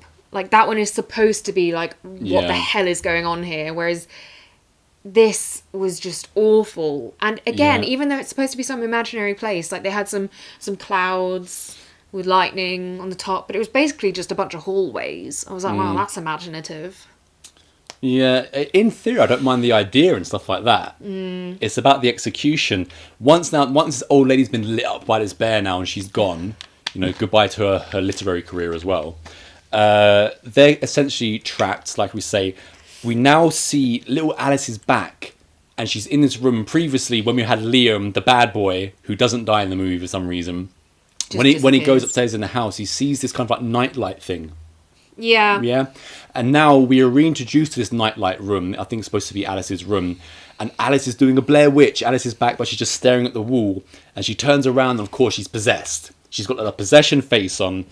And, there's a little bit of running around. And we go into the next part of the imaginary land. Well, I want to actually expand a bit on that bit. So she plugs that light in that you mentioned. It starts spinning around. It's one of those with a shade that's got bits cut out. So the light makes an image on the wall. And then the bear comes. And Taylor sees like a big picture of the bear painted on the back of the door. And as soon as the little cutout light thing of the bear lines up with that, we get a 3D scary bear. So it's just a giant teddy bear, which they've given bear. Like massive teeth and stuff. And even I was on the brink of laughing at that. It was so dumb. And somehow Jess is like Has your daughter somewhere taken up else, ventriloquism? and she's like, "Oh, if I rip through this poster of a bear, I'll find her," and she does. You know, gets because Taylor out. whatever you imagine can happen in this place. As Gloria's described, this is a place of imagination. So when she claws her way through, we're now kind of in daytime, and we got fat little Princess Alice sitting at a table, and she's in her princess clothes, and she's got everything around that she wants. She's been a little brat. She's been a right little twat during the whole movie as well. She's got an attitude problem. Do you think? Oh, Yeah, I didn't like her either. I didn't like any of the children in these movies. You rarely do. Yeah, again, writer's fault. Absolutely the writer's fault, director's fault. So she's in this room now. She's sitting at a table, little princess, being a little brat. Her real mum is also there because Jess and Taylor are like, you know, we need to get out of here. She's like, I'm never leaving here because da-da-da-da-da-da. And then you get like her real mum talking to Jess saying, why does everyone just stay and we can all just live this life of fantasy? Then Jess is like, oh, by the way, and as this quickly, oh, Alice, anything we do here will come real because it's a place of imagination. Oh, I do want to leave now, and that's it. All of a sudden she's like, I'm never leaving here. Jess, look at this. Alice, look at this. All right, I want to leave now. You've started giving the accent of the little boy in Demeter to the little girl in this now. Yeah. Even though she doesn't do that. But If you look back, you've also done the same thing, so... yeah. But that's, yeah. So Jess is like, oh, the door that we came through originally, obviously Gloria in her mental state of, oh, let's all stay here together forever, was closed, but she sees all this blue stuff lying around. Why does it have to be blue, by the way? She sees all this blue stuff lying around the room. So she starts getting bits of... Well, first of all, again, there is blue paint. They could have literally just smeared the blue paint, but no. It has to be an art project. So they get all sorts of things like balls and bits of fluff and wrapping paper. And because it's a serious movie, I believe at this point, it sounds to me like Hans Zimmer has taken over the score. Hans Zimmer himself. I'm not sure if it is Hans Zimmer, but it certainly sounds like Hans Zimmer. So, and again, Dewanda starts acting for her life. All three of them are putting this door together, and lo and behold, of course, it works, and the two little girls get through it. But Dewanda, Jess, is stuck, and she starts like falling through the floor, doesn't she? Oh, Dewanda. Right? Yeah. Yep. I'm not entirely sure why, but she falls through the floor. But, you know, in a very practical sense, she's right back where she started, the original door she came out. And again, I was like, this was bugging me when it first happened. So they'd put like a paintbrush or something underneath the door so that it would stay open. And that's what Gloria takes away. So the door closes, but there's still quite a wide, like, frame around it of space. Yeah.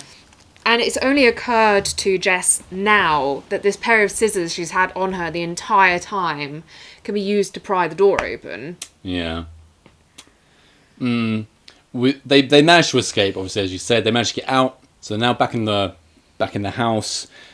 We get now to a new place where Dewanda... we'll just call her Dewanda now. Dewanda Wise, aka Jess, is now reading to her father her book, Millie the Millipede. And everyone is there. Everyone's happy. And we get this. She's reading Millie the Millipede to her dad. Her comatose, or like almost comatose, like father. He's just not there, is he? And all of a sudden we got a little loving. So we got Taylor. It's the end of the story. Taylor's like, oh, Mom, I know I'm hard work. And Dewanda's like... and then Alice is like, and you showed me I could be strong by myself, and I didn't need Chauncey Bear. Yeah, I was so glad when I'm strong on my own. When this turned out to actually not be reality. Did you think I'd really let you go again? Because that was sickening. It was sickening. I was like, if this is like, oh, how can anyone have written this? But then I realised, obviously, it's supposed to be making Jess feel like this is the perfect place to be, because what happened is her imaginary friend that she left behind was biding its time and used Alice to get to Jess, because Jess is the one with, you know, the best imagination. And now everyone is possessed in the room. Everyone has those big bug eyes, you know, so I think it's supposed to be like cuddly toy Yeah, eyes. because I think Alice says at one point about the teddy bear, oh yeah, I can see anything I want through Chauncey's eyes. Yeah, and Chauncey is saying, you know, if you come with me, I will let everyone else live. So Jess agrees. Everyone is possessed, right, including Taylor. But then for some inexplicable reason, all of a sudden Taylor's just not possessed, and she gets a hockey stick, and she's like, "Never ever, asshole!" And hockey sticks the bear or some shit like that. And that saves everyone somewhat. And for some inexplicable reason, we're again going through like the hole in the wall, and Pennywise turns up with his deadlights. His Pennywise is there with his deadlights. Remember? Yeah. What the hell was that?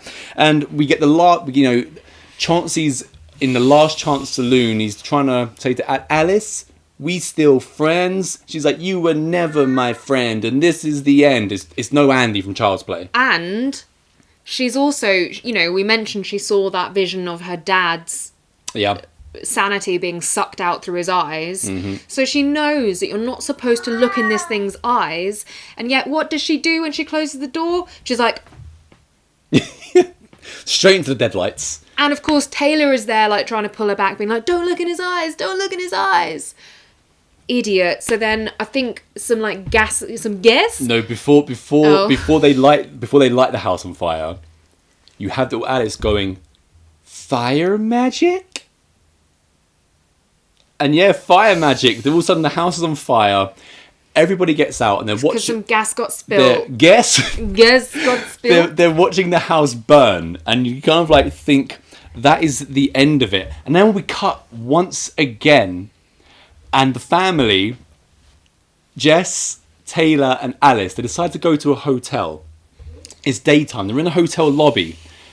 All of a sudden, they hear a kid talking to his mum. A boy is talking to his mum. He's like, "But I don't want to let go of this bear," something like that. And they're like, "Do you see it?" "Yeah, I see it too." "Another hotel?" "Definitely." Something to myself. Number one, does the touring musician father have any idea that any of this has been going on for the past couple of days? Secondly, are they just going to leave the hotel and let that family lose their child, yeah, be fucked up by Chauncey and his evil ways? Mm-hmm. What kind of ending is this? Yeah. And also, actually, you've just reminded me when you say that, because another giveaway that this kid was in the exact same situation was when he said, he's always hungry. Because Alice was always saying about Chauncey, "Oh, give me an extra portion because Chauncey is always hungry." It's like that, again, has no correlation to anything. It's completely random. Because it's not like Chauncey was ever trying to eat Jess. He just wants to use her imagination. So that is the end. And before, by the way, when we get to the credits, there's a song playing, and in the background it's going, "Chauncey, Chauncey, Chauncey, Chauncey, Chauncey, Chauncey." And when the film ended, I literally, and I've never done this, I slow clapped, because between the atrocious... This film is offensively bad. It's so offensively bad that I almost put it top, because like I say, I think this is going to become one of those... It's like The Room, but it's never ever going to be as entertaining as The Room. But it has that quality to it, between the writing, the poor storytelling, the direction, and of course, the acting. And once again, this one... no Razzies, wasn't even nominated. This is a Razzie movie. Should have Razzies up the wazoo. I don't completely disagree with you, but I still feel like it's only really from the second half where it gets to that, because the first half is kind of just like a really slow build. I feel like, but that's because of the first watch. I feel now, knowing what comes, I'll be able to see that, because at first you just think that DeWanda Wise is doing this kind of performance because something else might be coming. You feel like they might lean into the silliness of this movie, which is what they should do. But instead, it's all played straight. It's played straight. There was also that point, actually, quite early on. Do you remember this? Because I looked at you like, oh, scary.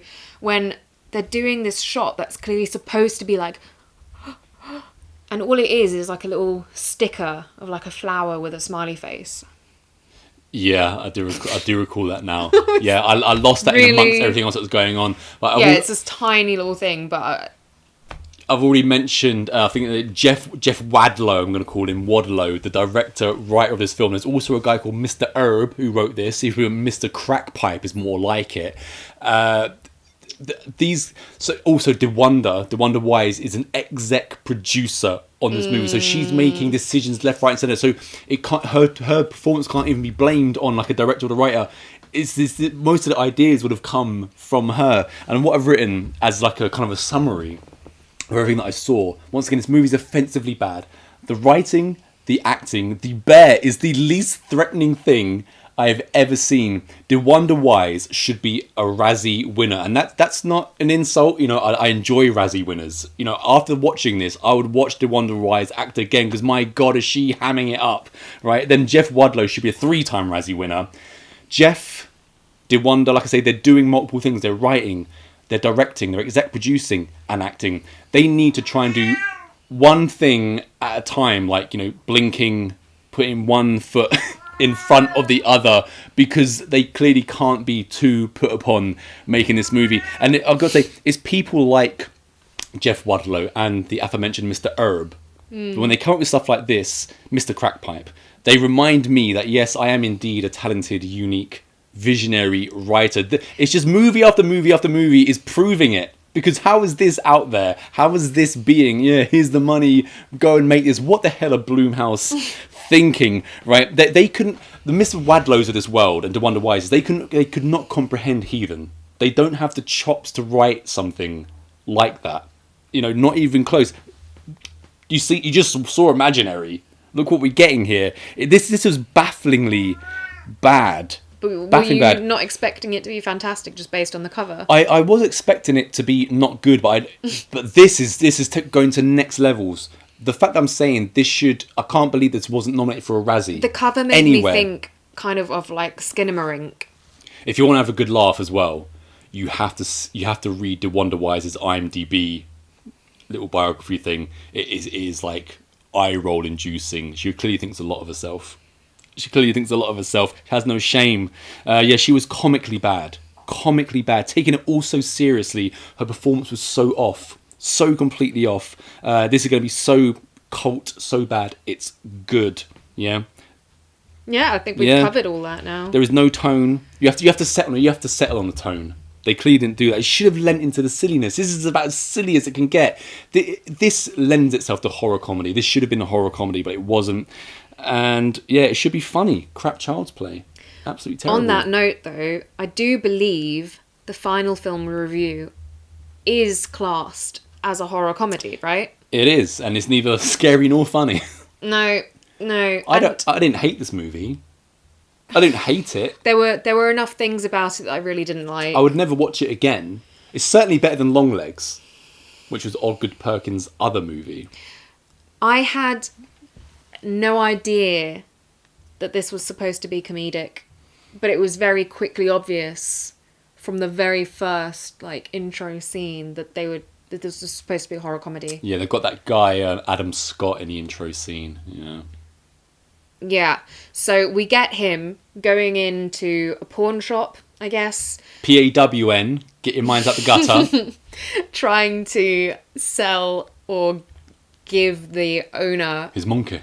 Yeah, and we meet an actual toy monkey. And it's a monkey that's like one of those, turn the thingy back, and it beats its drum. Apparently, they did want to use cymbals, but Disney owned the rights. Mm-hmm. How can Disney own the rights to a monkey clashing cymbals? Because Disney just buy up anything that they think is going to make them any money. But how is that specific enough to have rights to? Well, that's really weird. I think Paris Hilton has the rights to the term "that's hot," so you can literally copyright anything. Wowza. Okay, yeah, but okay. Already, I didn't really understand. Does the owner of the pawn shop turn the key? I don't remember. Because if he doesn't, this makes no sense. Because the next thing that happens is there's an old suit of armour or something that for some reason has a crossbow. And I thought it was like a harpoon thing. A harpoon? Was it a harpoon? Oh, you're right, actually. It wasn't a suit of armour. It was like a old school diver's suit, wasn't it? With a harpoon. And so the pawn shop owner gets harpooned. the harpoon gets pulled back out, and you just see like this guy's guts small intestine being pulled out. dragged out. This was the zenith of the movie. When that started, I thought that's a pretty cool kill. You know, this guy's just been harpooned by a dormant underwater suit, and as it comes back out, like his small intestine comes out, and here we go. Yeah, I would have preferred it though if it didn't have the comedic tone to it. No, I think you could have kept that. Is that because but you just said that you didn't know it was going to be a comedy, right? Yeah. So I was aware that it was going to be a comedy, so I was kind of more, okay, comedy, horror, at least I'm getting this now. You know, harpoon guts to open it up. And then the next thing we see is that same man trying to use my weapon of choice, a flamethrower, Adam Scott. to burn up this monkey. And that's when we get a voiceover, isn't it? We get a lot of voiceover. Yeah. Something about, you know, oh, they say you can inherit bad stuff from your dad. Kind of along those lines, right? Yeah, we're now introduced to Hal and Bill, two little kids who were Adam Scott's sons, and they're now living alone with their mother. And Who you didn't like because she was talking with her mouth open after eating, their right? dad left them the monkey. You know, if that's what he's got to leave them, is the monkey. Maybe some other crap in a cupboard as well. And yeah, like you just mentioned, there's a scene pretty quickly where she takes him out for burgers or something at a drive-through. Actually, sitting there talking to her son. Yeah, just with her mouth open. So instantly, I just hope she dies because it's very uncouth. Talking with a mouthful, you know, it's kind of like stuff does happen, but not really a lot. So yeah, so basically what we get is their dad is disappeared and they're living with their mum. There's two of them, they're twins. One of the twins is a right little shit. Bill. And the other one is our main character. And he's basically just always being bullied by a group of girls and his brother Bill.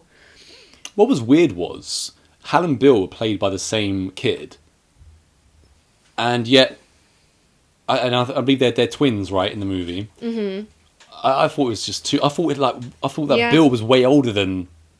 I thought than they were Hal. two different kids as well. Yeah. Whereas later, when we get the same actor, I have to make a comment on that when we get there. But at the moment, they're still kids, and yeah, Bill is bullying Hal. Okay, Hal's our main guy, and they have found the monkey by this point. And we get the first... Monkey in a box. The first offing happens to their babysitter, I believe. Yes, babysitter Annie, who takes them out for hibachi. Yeah, fun. Which was a baffling murder. We rewound this like 5 times to be like, wait, what happened?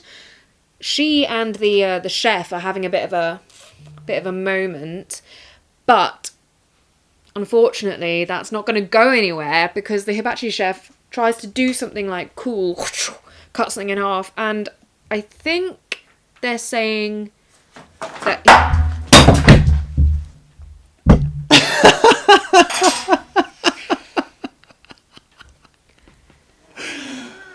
Oh my god.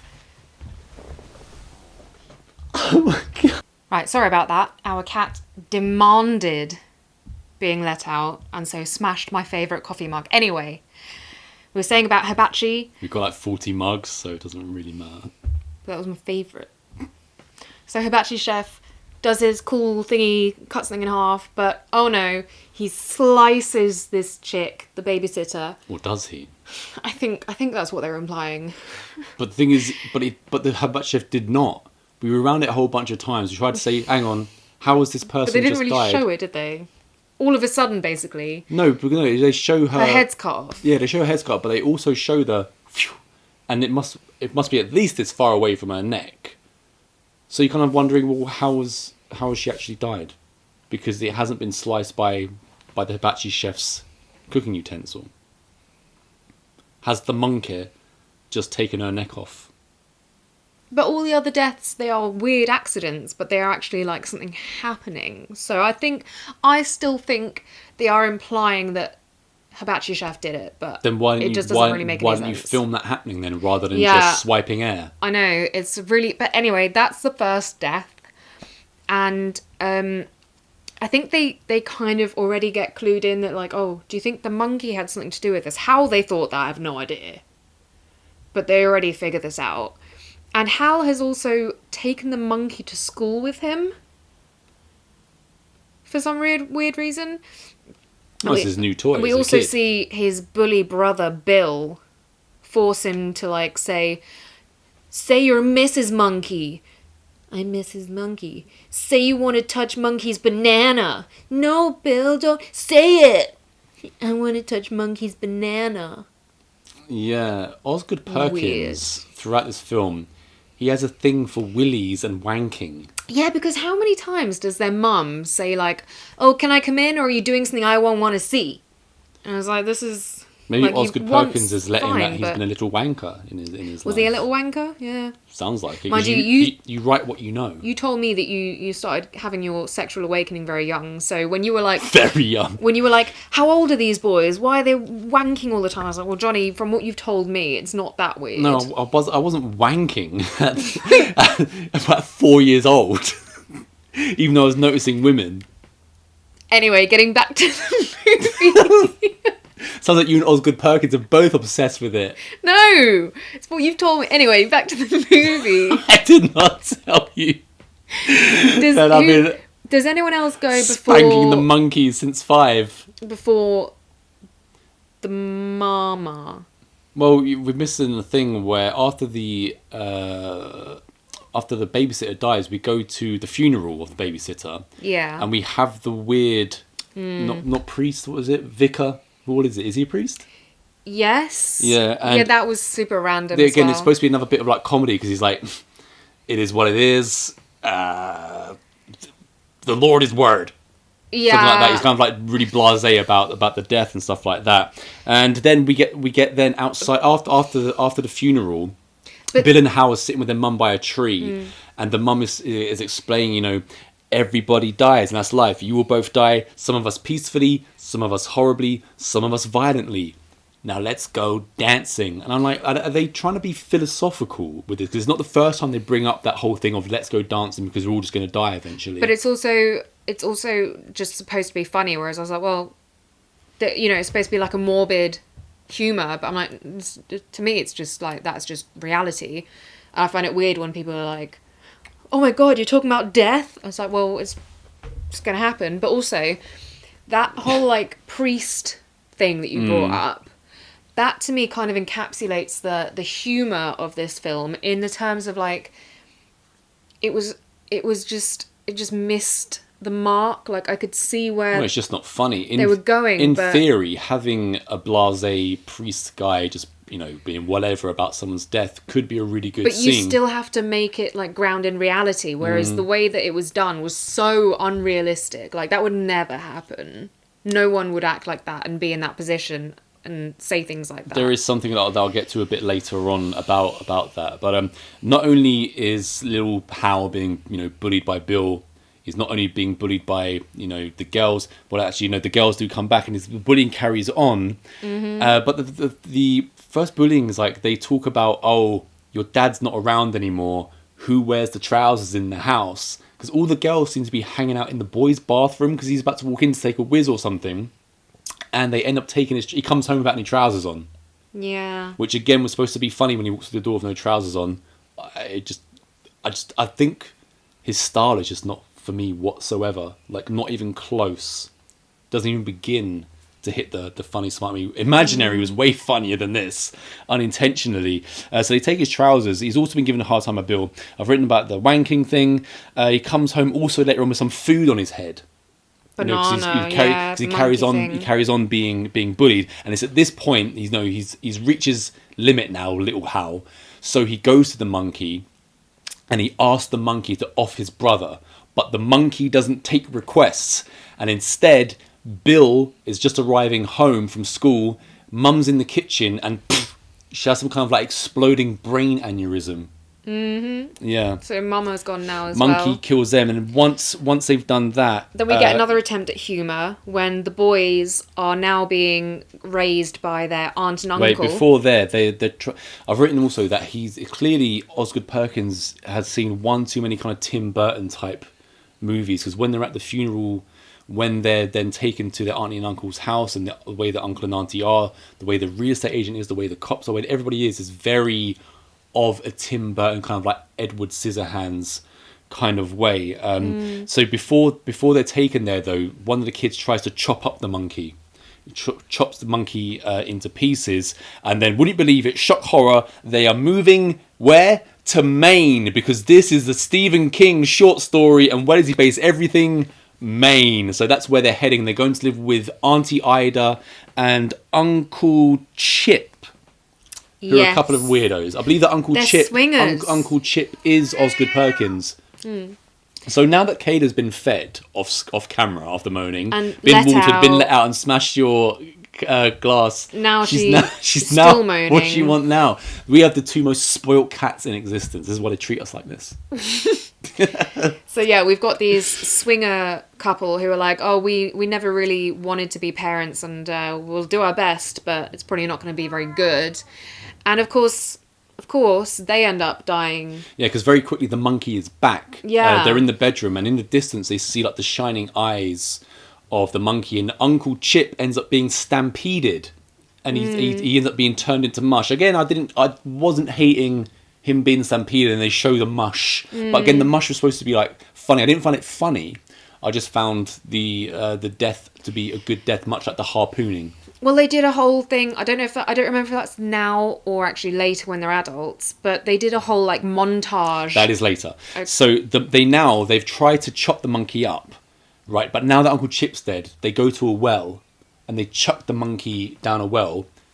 Quickly now, we are taking 25 years into the future, but I must ask, 25 years from when? Because we were kind of like talking about, so the decor, trying to fathom when the decor in the house was all like very brown and dark green, which kind of suggests the 70s. Then we had the girl gang in the bathroom. I was getting kind of a more 80s thing. You were getting a 90s thing. So we were both like getting different things from it. So yeah, 25 years later from when? Yeah, it was not clear when this was supposed to be set. Yeah. Okay, so now we're in the future, so we've still got modern Hal, day, yeah. Right, but Hal is an adult. I did not like this performance whatsoever. Hal, no. So the guy that's doing the dual Hal and Bill. So this is the thing. This guy, again, just like when they were kids, it's the same actor portraying both twin brothers. As Bill, I liked him. Mm-hmm. As Hal, because we don't see Bill as adults for ages, right? He comes kind of towards the end of the film. So we just have him playing Hal. And I was sat there the whole time questioning. I was like, why have they cast this guy as Hal? Like, it made no sense to me. Why? Well, first of all, he's like relatively, he's built, clearly worked out and stuff, which just doesn't fit with the character whatsoever. Like, Hal hasn't grown up into a different kind of adult. He's still supposed to be that timid, bullied type of guy, and I wasn't getting that from this guy at all.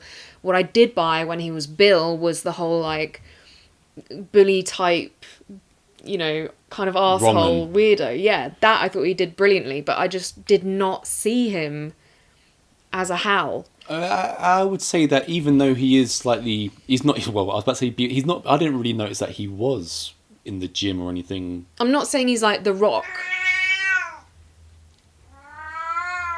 I think Kate wants to say something about the movie, but either way, I did have a question here, which I was going to bring up later, which was, what did you think of? I was going to bring it up when Bill actually comes into the movie, and I was going to ask you, what did you think of both performances? Because, as Bill, I thought, not bad, and also just as Hal, not bad. I just didn't think I didn't think it was bad either way. But when he was Bill, he reminded me, I think it was the haircut and the slightly pale face, that he reminded me a lot of Chop Top from Texas Chainsaw Massacre 2. So now that we're 25 years in the future, the first thing we see is, obviously Uncle Chip is dead, but Auntie Ida is still living. And we go to her house, and she's having a bit of trouble. She falls into like a fishing tackle box, and she comes up, and she has all of the hooks in her face and stuff. She's kind of like pulling at them and whatever. And she then manages to light herself on fire. And as she runs out the house on fire with the hooks in her face, she runs into a for sale sign or like a letterbox or something like this outside her house. All very over the top. And again, that's supposed to be like comedic and stuff. I just found it like, we're just going to kill her in a three-way kind of thing. I just don't get it. No, I don't get it. I didn't find any of it funny. yeah. I could see when they were trying to be funny, but it just You've didn't hit the mark. mentioned Hal, obviously, me. grown-up Hal. Grown-up Hal also has a son called Petey, and Hal is also working like some kind of a dead-end job. He's got like a kind of stoner guy, young boss, who's introduced very briefly. Man, that sucks. Yeah, and while we're kind of like being introduced to the idea of, well, Petey being there and Hal being a father, it turns out that when he's talking to his boss, he's going to see his son for like a weekend. So he keeps himself away from his son because, as you kind of previously mentioned, bad things happen to Hal throughout his life. So he's kind of like stayed away from his own son for his own good. But it's now it's his time to go and pick up his son for this kind of like weekend. And he drives to a house, huge like mansion castle type house. And who's there as Petey's stepfather, the one and only Frodo. Elijah Wood. Yeah. And Elijah was a bit of a dick in this, isn't he? Yeah, so he's clearly a very successful author Like on how self-help to kinda be guy. a good dad, basically. And yeah, he's a bit of a piece of work. He kind of reminded me of, in that Dodgeball, there's the gym owner guy who's like a bit... Or Ben Stiller. Yeah, Ben Stiller's character. It reminded me a bit of that. So at this point, not only are we introduced to Elijah Wood, we also meet the woman who Hal knocked up to produce Petey. And there were two things. Already when he mentioned even... He finally took a break from wanking and managed to actually hit a real woman. When he even mentioned to his boss, like, oh, I've got a son. That was another thing where I was like, well, I'm surprised by that. Because the Hal that we're introduced to as a kid, and even the way he's still acting there, I was like, how has he managed to, like, pull anyone? How has he gotten a woman pregnant in the first look place? at the world. Everyone manages eventually to partner up, it Not seems. everyone. Well, for the most part, you look at people and you think, who's not Okay, so Gerard? that's one thing. But then you see the woman. What, a little hottie. Yeah. How's he done that? Well, who knows? I guess low self-esteem. Either way, he's managed to do it, and Frodo's sat there telling him... Frodo was great in this, I thought, in his tiny, tiny little part. Yeah, he was good. Yeah, and he's telling him, look, I'm gonna adopt Petey officially, and basically, you get this one last week with him, and then you're never gonna see him again. Yeah, so we then get like a whole thing of, Hal driving around with PT. They're going to go and do this, that and the other, but obviously that stuff gets in the way. They're at a motel for a little bit, and... This smoking hot Baywatch style woman comes out to jump in the pool. No, before this though, we get... It might be before this. I'm trying to... I know, you're right, yeah. They're at the motel, and it's now when we're kind of like more introduced to Bill, because he's on the phone, isn't he? Hal's on the phone with Bill, kind of like out of nowhere, because I believe Hal is trying to find the monkey at this point. Hal isn't. Bill's been trying. So we also get a shot, basically, after the auntie has died, we get a shot of some random boy who we were trying to figure out who he is. And again, the comedy thing, like he's got his hair like this, and he's like... Yeah. To try and see. And Ricky the Loon. He goes to the house, which is having a sale. Boot sale. Yeah, boot, I guess. And he finds the bear, and he buys it. The monkey. Oh, yeah. Finds the monkey. The movie's called The Monkey. Imaginary's got to me, clearly. Finds the monkey, and then we see like a random shot of him at home with his mum or something. And she's like, so you're going to bring the monkey to that, like, weirdo? He never leaves his place and all of this stuff. So it was really unclear to me at that point in the film who the hell these people were supposed to be. But yeah, we basically find out that this long-haired guy is a bit of a lackey for Bill. Yeah. And then Bill's been on the hunt for the monkey. And when the lackey, Ricky, when he finally hunts down the monkey, he kind of gets a weird attachment to it. Yeah, which so isn't this really... was another reason why we were like, who is this guy? Is it one of the kids? Because he starts getting flashes of his dad. Apparently the monkey reminds him of his dad. Monkey! Dad! A bit weird. Yeah. That was a bit strange.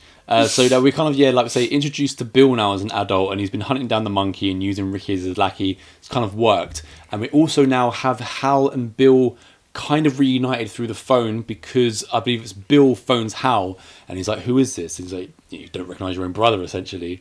And they start talking, and... They have to deal with the house, that's why. Yeah. Hello. You joining us? This is not the one who's been a nightmare so far, but... No, this is a good girl. And when they're on the phone, so like I say, they're at a motel, and it's also kind of like revealed over the phone, just conversation, that the monkey can teleport. So they're like, oh, we put it down a well. How the hell can it be here? It's like, right. Oh, this thing can teleport. It's just like, oh, the monkey can teleport. Was that said? Yes, the monkey can teleport. And how taking when he's taking this phone call, he goes outside to the pool area, like you're about to say, of the motel, and there's this lady in a bikini who's about to dive into the pool, but all of a sudden, like the monkey's been turned somewhere or something like this. So the electrics around the motel start to go a little bit haywire. What happens when electric conducts with water? She's about to jump into the pool. Hal's about to warn her off, but poof, she explodes kind of like everywhere. And it's at this point when I was like, this movie is kind of like Final Destination, except for they've got a monkey instead of death, and because all of the deaths are very elaborate. And I thought the deaths that they do in this could have been in a Final Destination kind of movie, but this movie's nowhere near as good as Final Destination. But also because, and I've mentioned this very recently on a thought of the day, that horror and comedy to me, one cancels out the other. And even though I didn't find this particularly funny, I could see their attempt at the comedy, and it made all these kills, which, you know, the idea of them is quite cool, and they should be quite gruesome. They are gruesome. I mean, this woman literally explodes on impact to the water. Yeah, it should be awesome, but I had no reaction when it happened. No, because they're trying to make it funny. So you don't get the like horror of it, which you should do. You don't get any payoff whatsoever. But basically, that first phone call, Bill is said to Hal, you know, our aunt's passed. You need to go and deal with the house, essentially. Yeah. And you need to see if the monkey is there, because it can't fall into anyone's hands. And also, Hal at this point doesn't want Petey to be put in danger. So he's like saying to Petey, oh, I'm going to drop you back at your mum's house or whatever. And Petey's like, oh, but you're my dad. We see each other once a year. Let's just spend some time together. Yeah. He's also, he then takes Petey with him to the house. And obviously Pete's been kept in the dark about the whole Pete has no idea. Dark family history. And he also has this kind of like dream, like don't kill everyone around you dream, where his mother comes back and puts her face into the camera. And it's supposed to be, I guess, a horror moment. Which again, and also Hal literally just straight up lies to Petey about stuff, which is kind of pointless. Like, for example, Petey, of course, just happens to be doing like a family tree genealogy thing at school. So he asks Hal, like, oh, did you have any siblings? And Hal just like, nope. And I was like, it would have been so much easier. Like, you don't have to go into details. But like, yep, I had a twin brother called Bill. Done. I don't know where he is now. I don't know anything. Like, you don't have... Why did you have to lie? Because then not long after, when they're in the house, Petey sees a photo and the real estate agent talks about the brother. The thing is, as well, we say Pete's been kept in the dark. So when they pull up to the house, the estate agent walks up to the car. She's talking to the window. And it's her that reveals to Petey by accident that, he does have this uncle. And Hal doesn't want to let Pete into the house because he doesn't want anything to happen to him. So then, of course, Mr. Osgood Perkins, you know, we've already had like the willies and the wanking and stuff. He decides that the way that he's going to get into the house is that he tells his father, oh, but I need to take a poo. Which are, again, just not even childish, just kind of like lazy almost. Like, I don't even know how to explain that type of comedy, if I can even call it comedy. But of course, because now he needs to take a poo, he lets him into the house. And that's now when we're then being given the information by the real estate agent that recently in town, someone has died by lawnmower, by steam, by a golf accident. And these are all locals around here who have been going to this this car boot just sale where really the monkey was. Bizarre deaths. Yeah. So when we, but of course, the real estate agent, as you mentioned, is quite Tim Burton-esque. So yeah. she's very So chipper. this is what I was going to say. So we've had, I'm just going to call him the priest, right? Who's doing that kind of comedy. We've had the mum. We've had Chip and Ida. I believe we've had the police at this point, 2 police officers as well. Don't even remember them. And now, We've had the stoner either way, boss. Yeah, forget the stoner guy. I wasn't going to mention him. We also then have now the estate agent. They are all kind of the same character, and they all do the same humour. They all have the same outlook on life. There's no separation, and it's almost like the guy has one track mind about what is funny, so he just gives everyone the same personality. Is what I noticed through the film.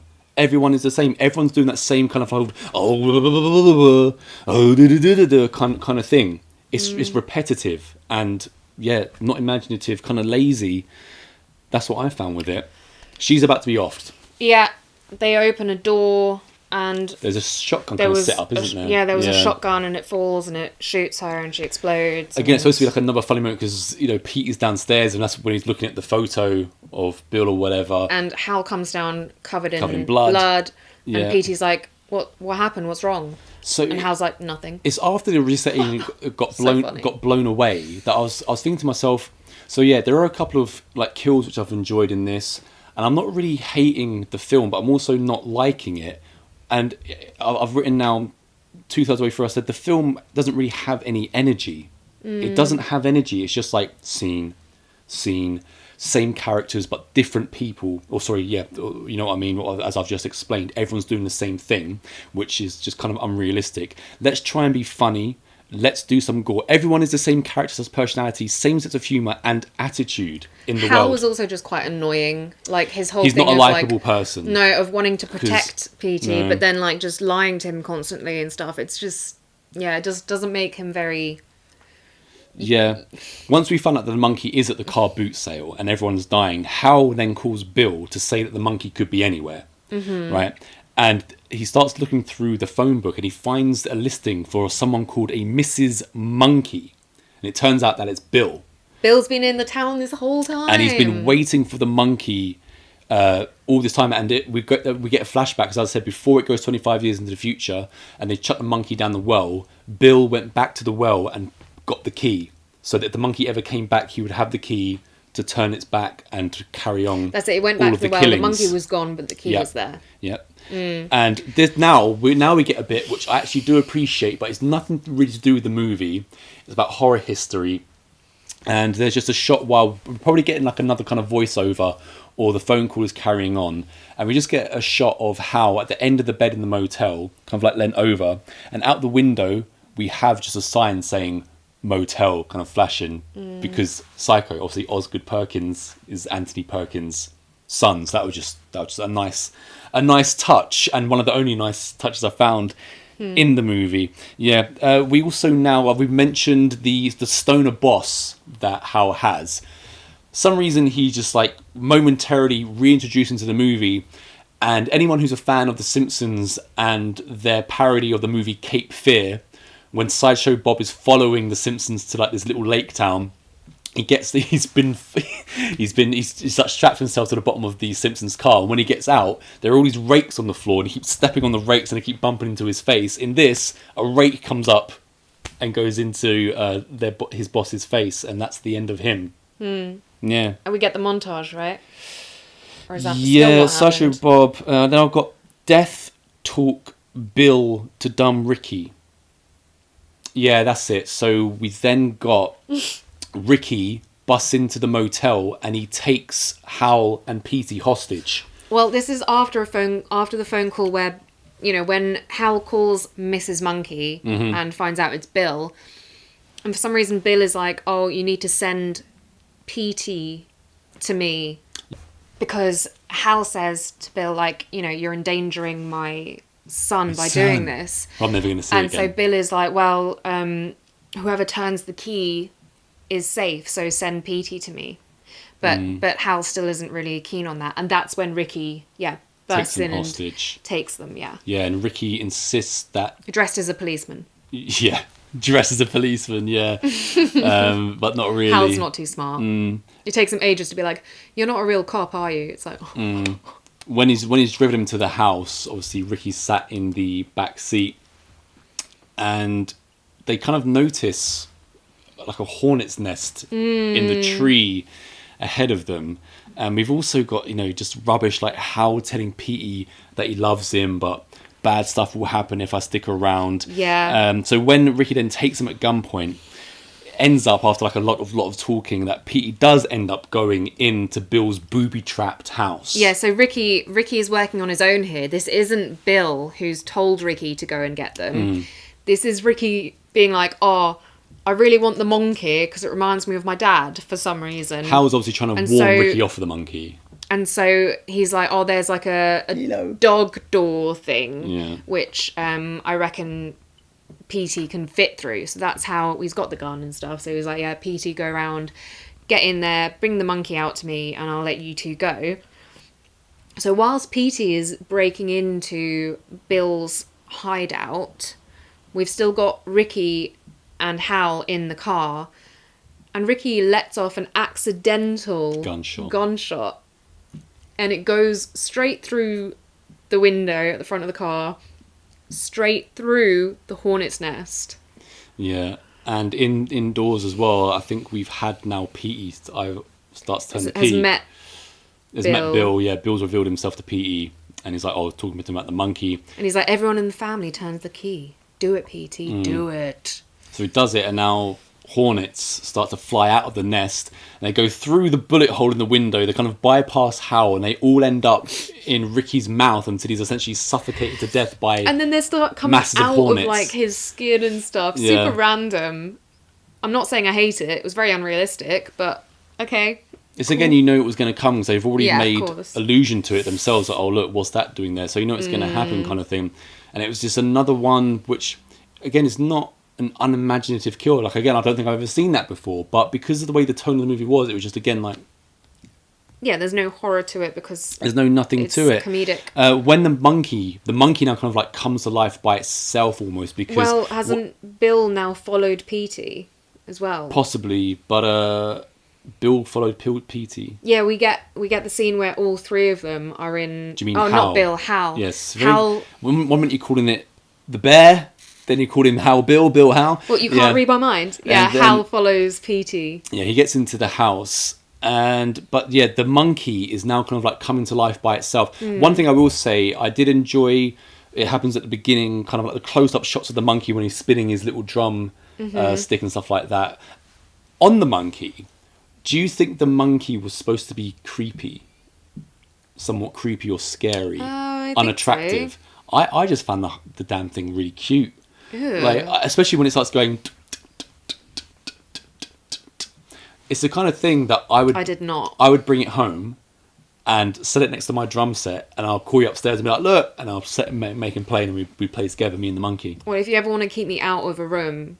Bring that monkey? Yeah. So then you do find it kind of creepy then? Yeah, I don't like monkeys anyway.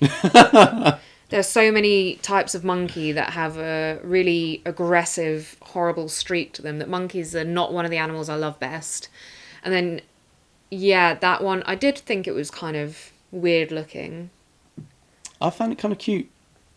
Well, yeah, I like that monkey.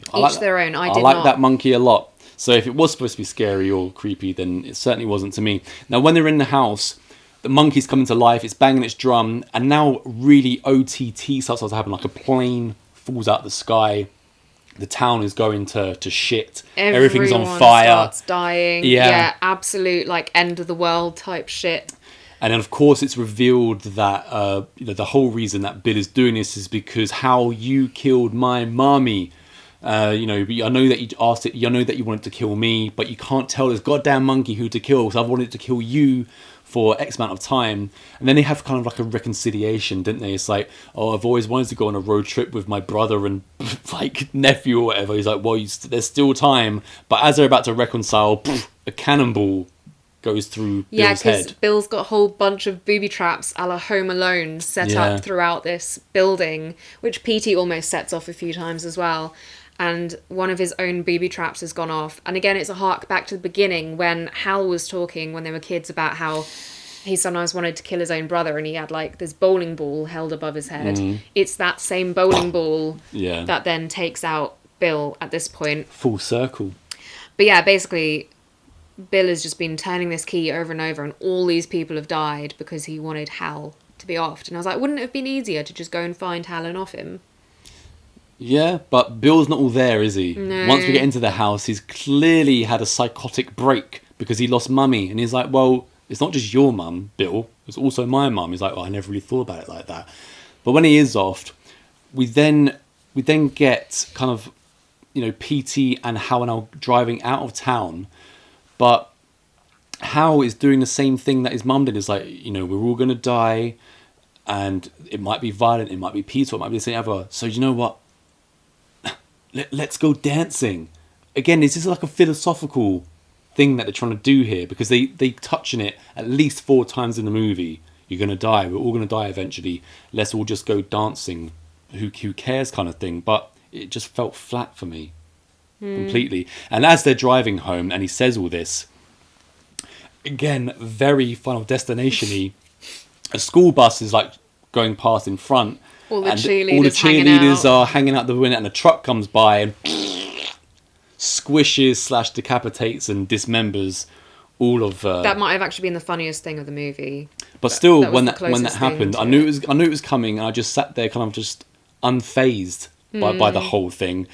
And then it ends really, and at the end of the movie, I kind of like written elaborate deaths, but ineffective. Final Destination does the whole thing 100 times better for my That's liking. the thing, in Final Destination, you're actually like, you're It's a reacting horror film, then. It's a when suspense movie, stuff yeah. happens. Whereas in this one, as we've ineffective. said, the deaths are imaginative, they're gruesome, but because of the tone, it's not scary. Yeah, it's kind of, these 3 movies are the whole reason that I just do not get new age horror movies. They all stink. They all stink to something. When's the last time we watched one? But I did like the monkey, especially when he started banging its drum. So it's another example again of Stephen King has been optioned up the wazoo. It's almost like anything he's ever written. He could have written his name on a bit of paper, and people are like, someone's going, I need to option that. Give me it. It's because he lets people have it. Most for of free. his stuff put to screen is awful. It's only because stuff like It, possibly like Pet Cemetery, Stedham's Lot, back a long time ago, were pretty good movies. And everything else that they take from him, every time they take a short story from Stephen King and try to flesh it out, there's not enough there. And that's the reason why it's a short story. At the beginning of this review, I said there's not really much that goes on in this movie. It just kind of like goes along at a pace, and there's no energy to it. Like I said, that's what I realised halfway through why the movie wasn't working. There's no energy. It's just, let's put this scene here, let's put this scene here. Everyone's the same. It's just, I was obviously now, as you can tell at the bottom, I was going to ask you about the Hal Bill performance, because it's a dual performance. I'm not saying it was a groundbreaking performance from the guy, but I thought he separated them well enough. Yeah, I like still that. just don't think visually, I didn't like the casting of him as... Something else that was Hal. extremely irritating was that I Do Like to Live Beside the Seaside tune, which they kept playing as the score. Absolutely hated that. The monkey song. Yeah, I hated that Live Beside the Seaside song. Didn't hate the movie, but also just wasn't affected at all by the movie, and just thought it was like very just blah. Like Yeah. I said, I wouldn't watch it again. It's lucky that it came up against Last Voyage of the Demeter. I will say I was more entertained just because of the comic level by Imaginary, because it was just so dumb. Like at least it got a reaction out of me. I was cracking up laughing because it was just so bad. I mean, again, Jeff Wadlow, congratulations, mate. He also did a Blumhouse movie called Truth or Dare, which it made a lot of money, like cost like 3 and made 90. Doesn't mean it's any good. It's absolutely terrible, and he's just carrying on in this vein. Trash. Three pretty bad movies. Yeah, I have no more to add. I agree. Would you rather have, though, Chauncey Bear or the monkey? Because you can kind of control the monkey. Like as long as you don't turn the key, nothing's going to happen. But he's going to be in your house and you find him ugly. Or you can have Chauncey Bear, who's kind of cute and not threatening, but he's kind of got a mind of his own. But also Chauncey Bear looks a bit worse for wear. He's a bit dirty and stuff. I don't know if I want something that scaggy in my house. Just give it to the cats.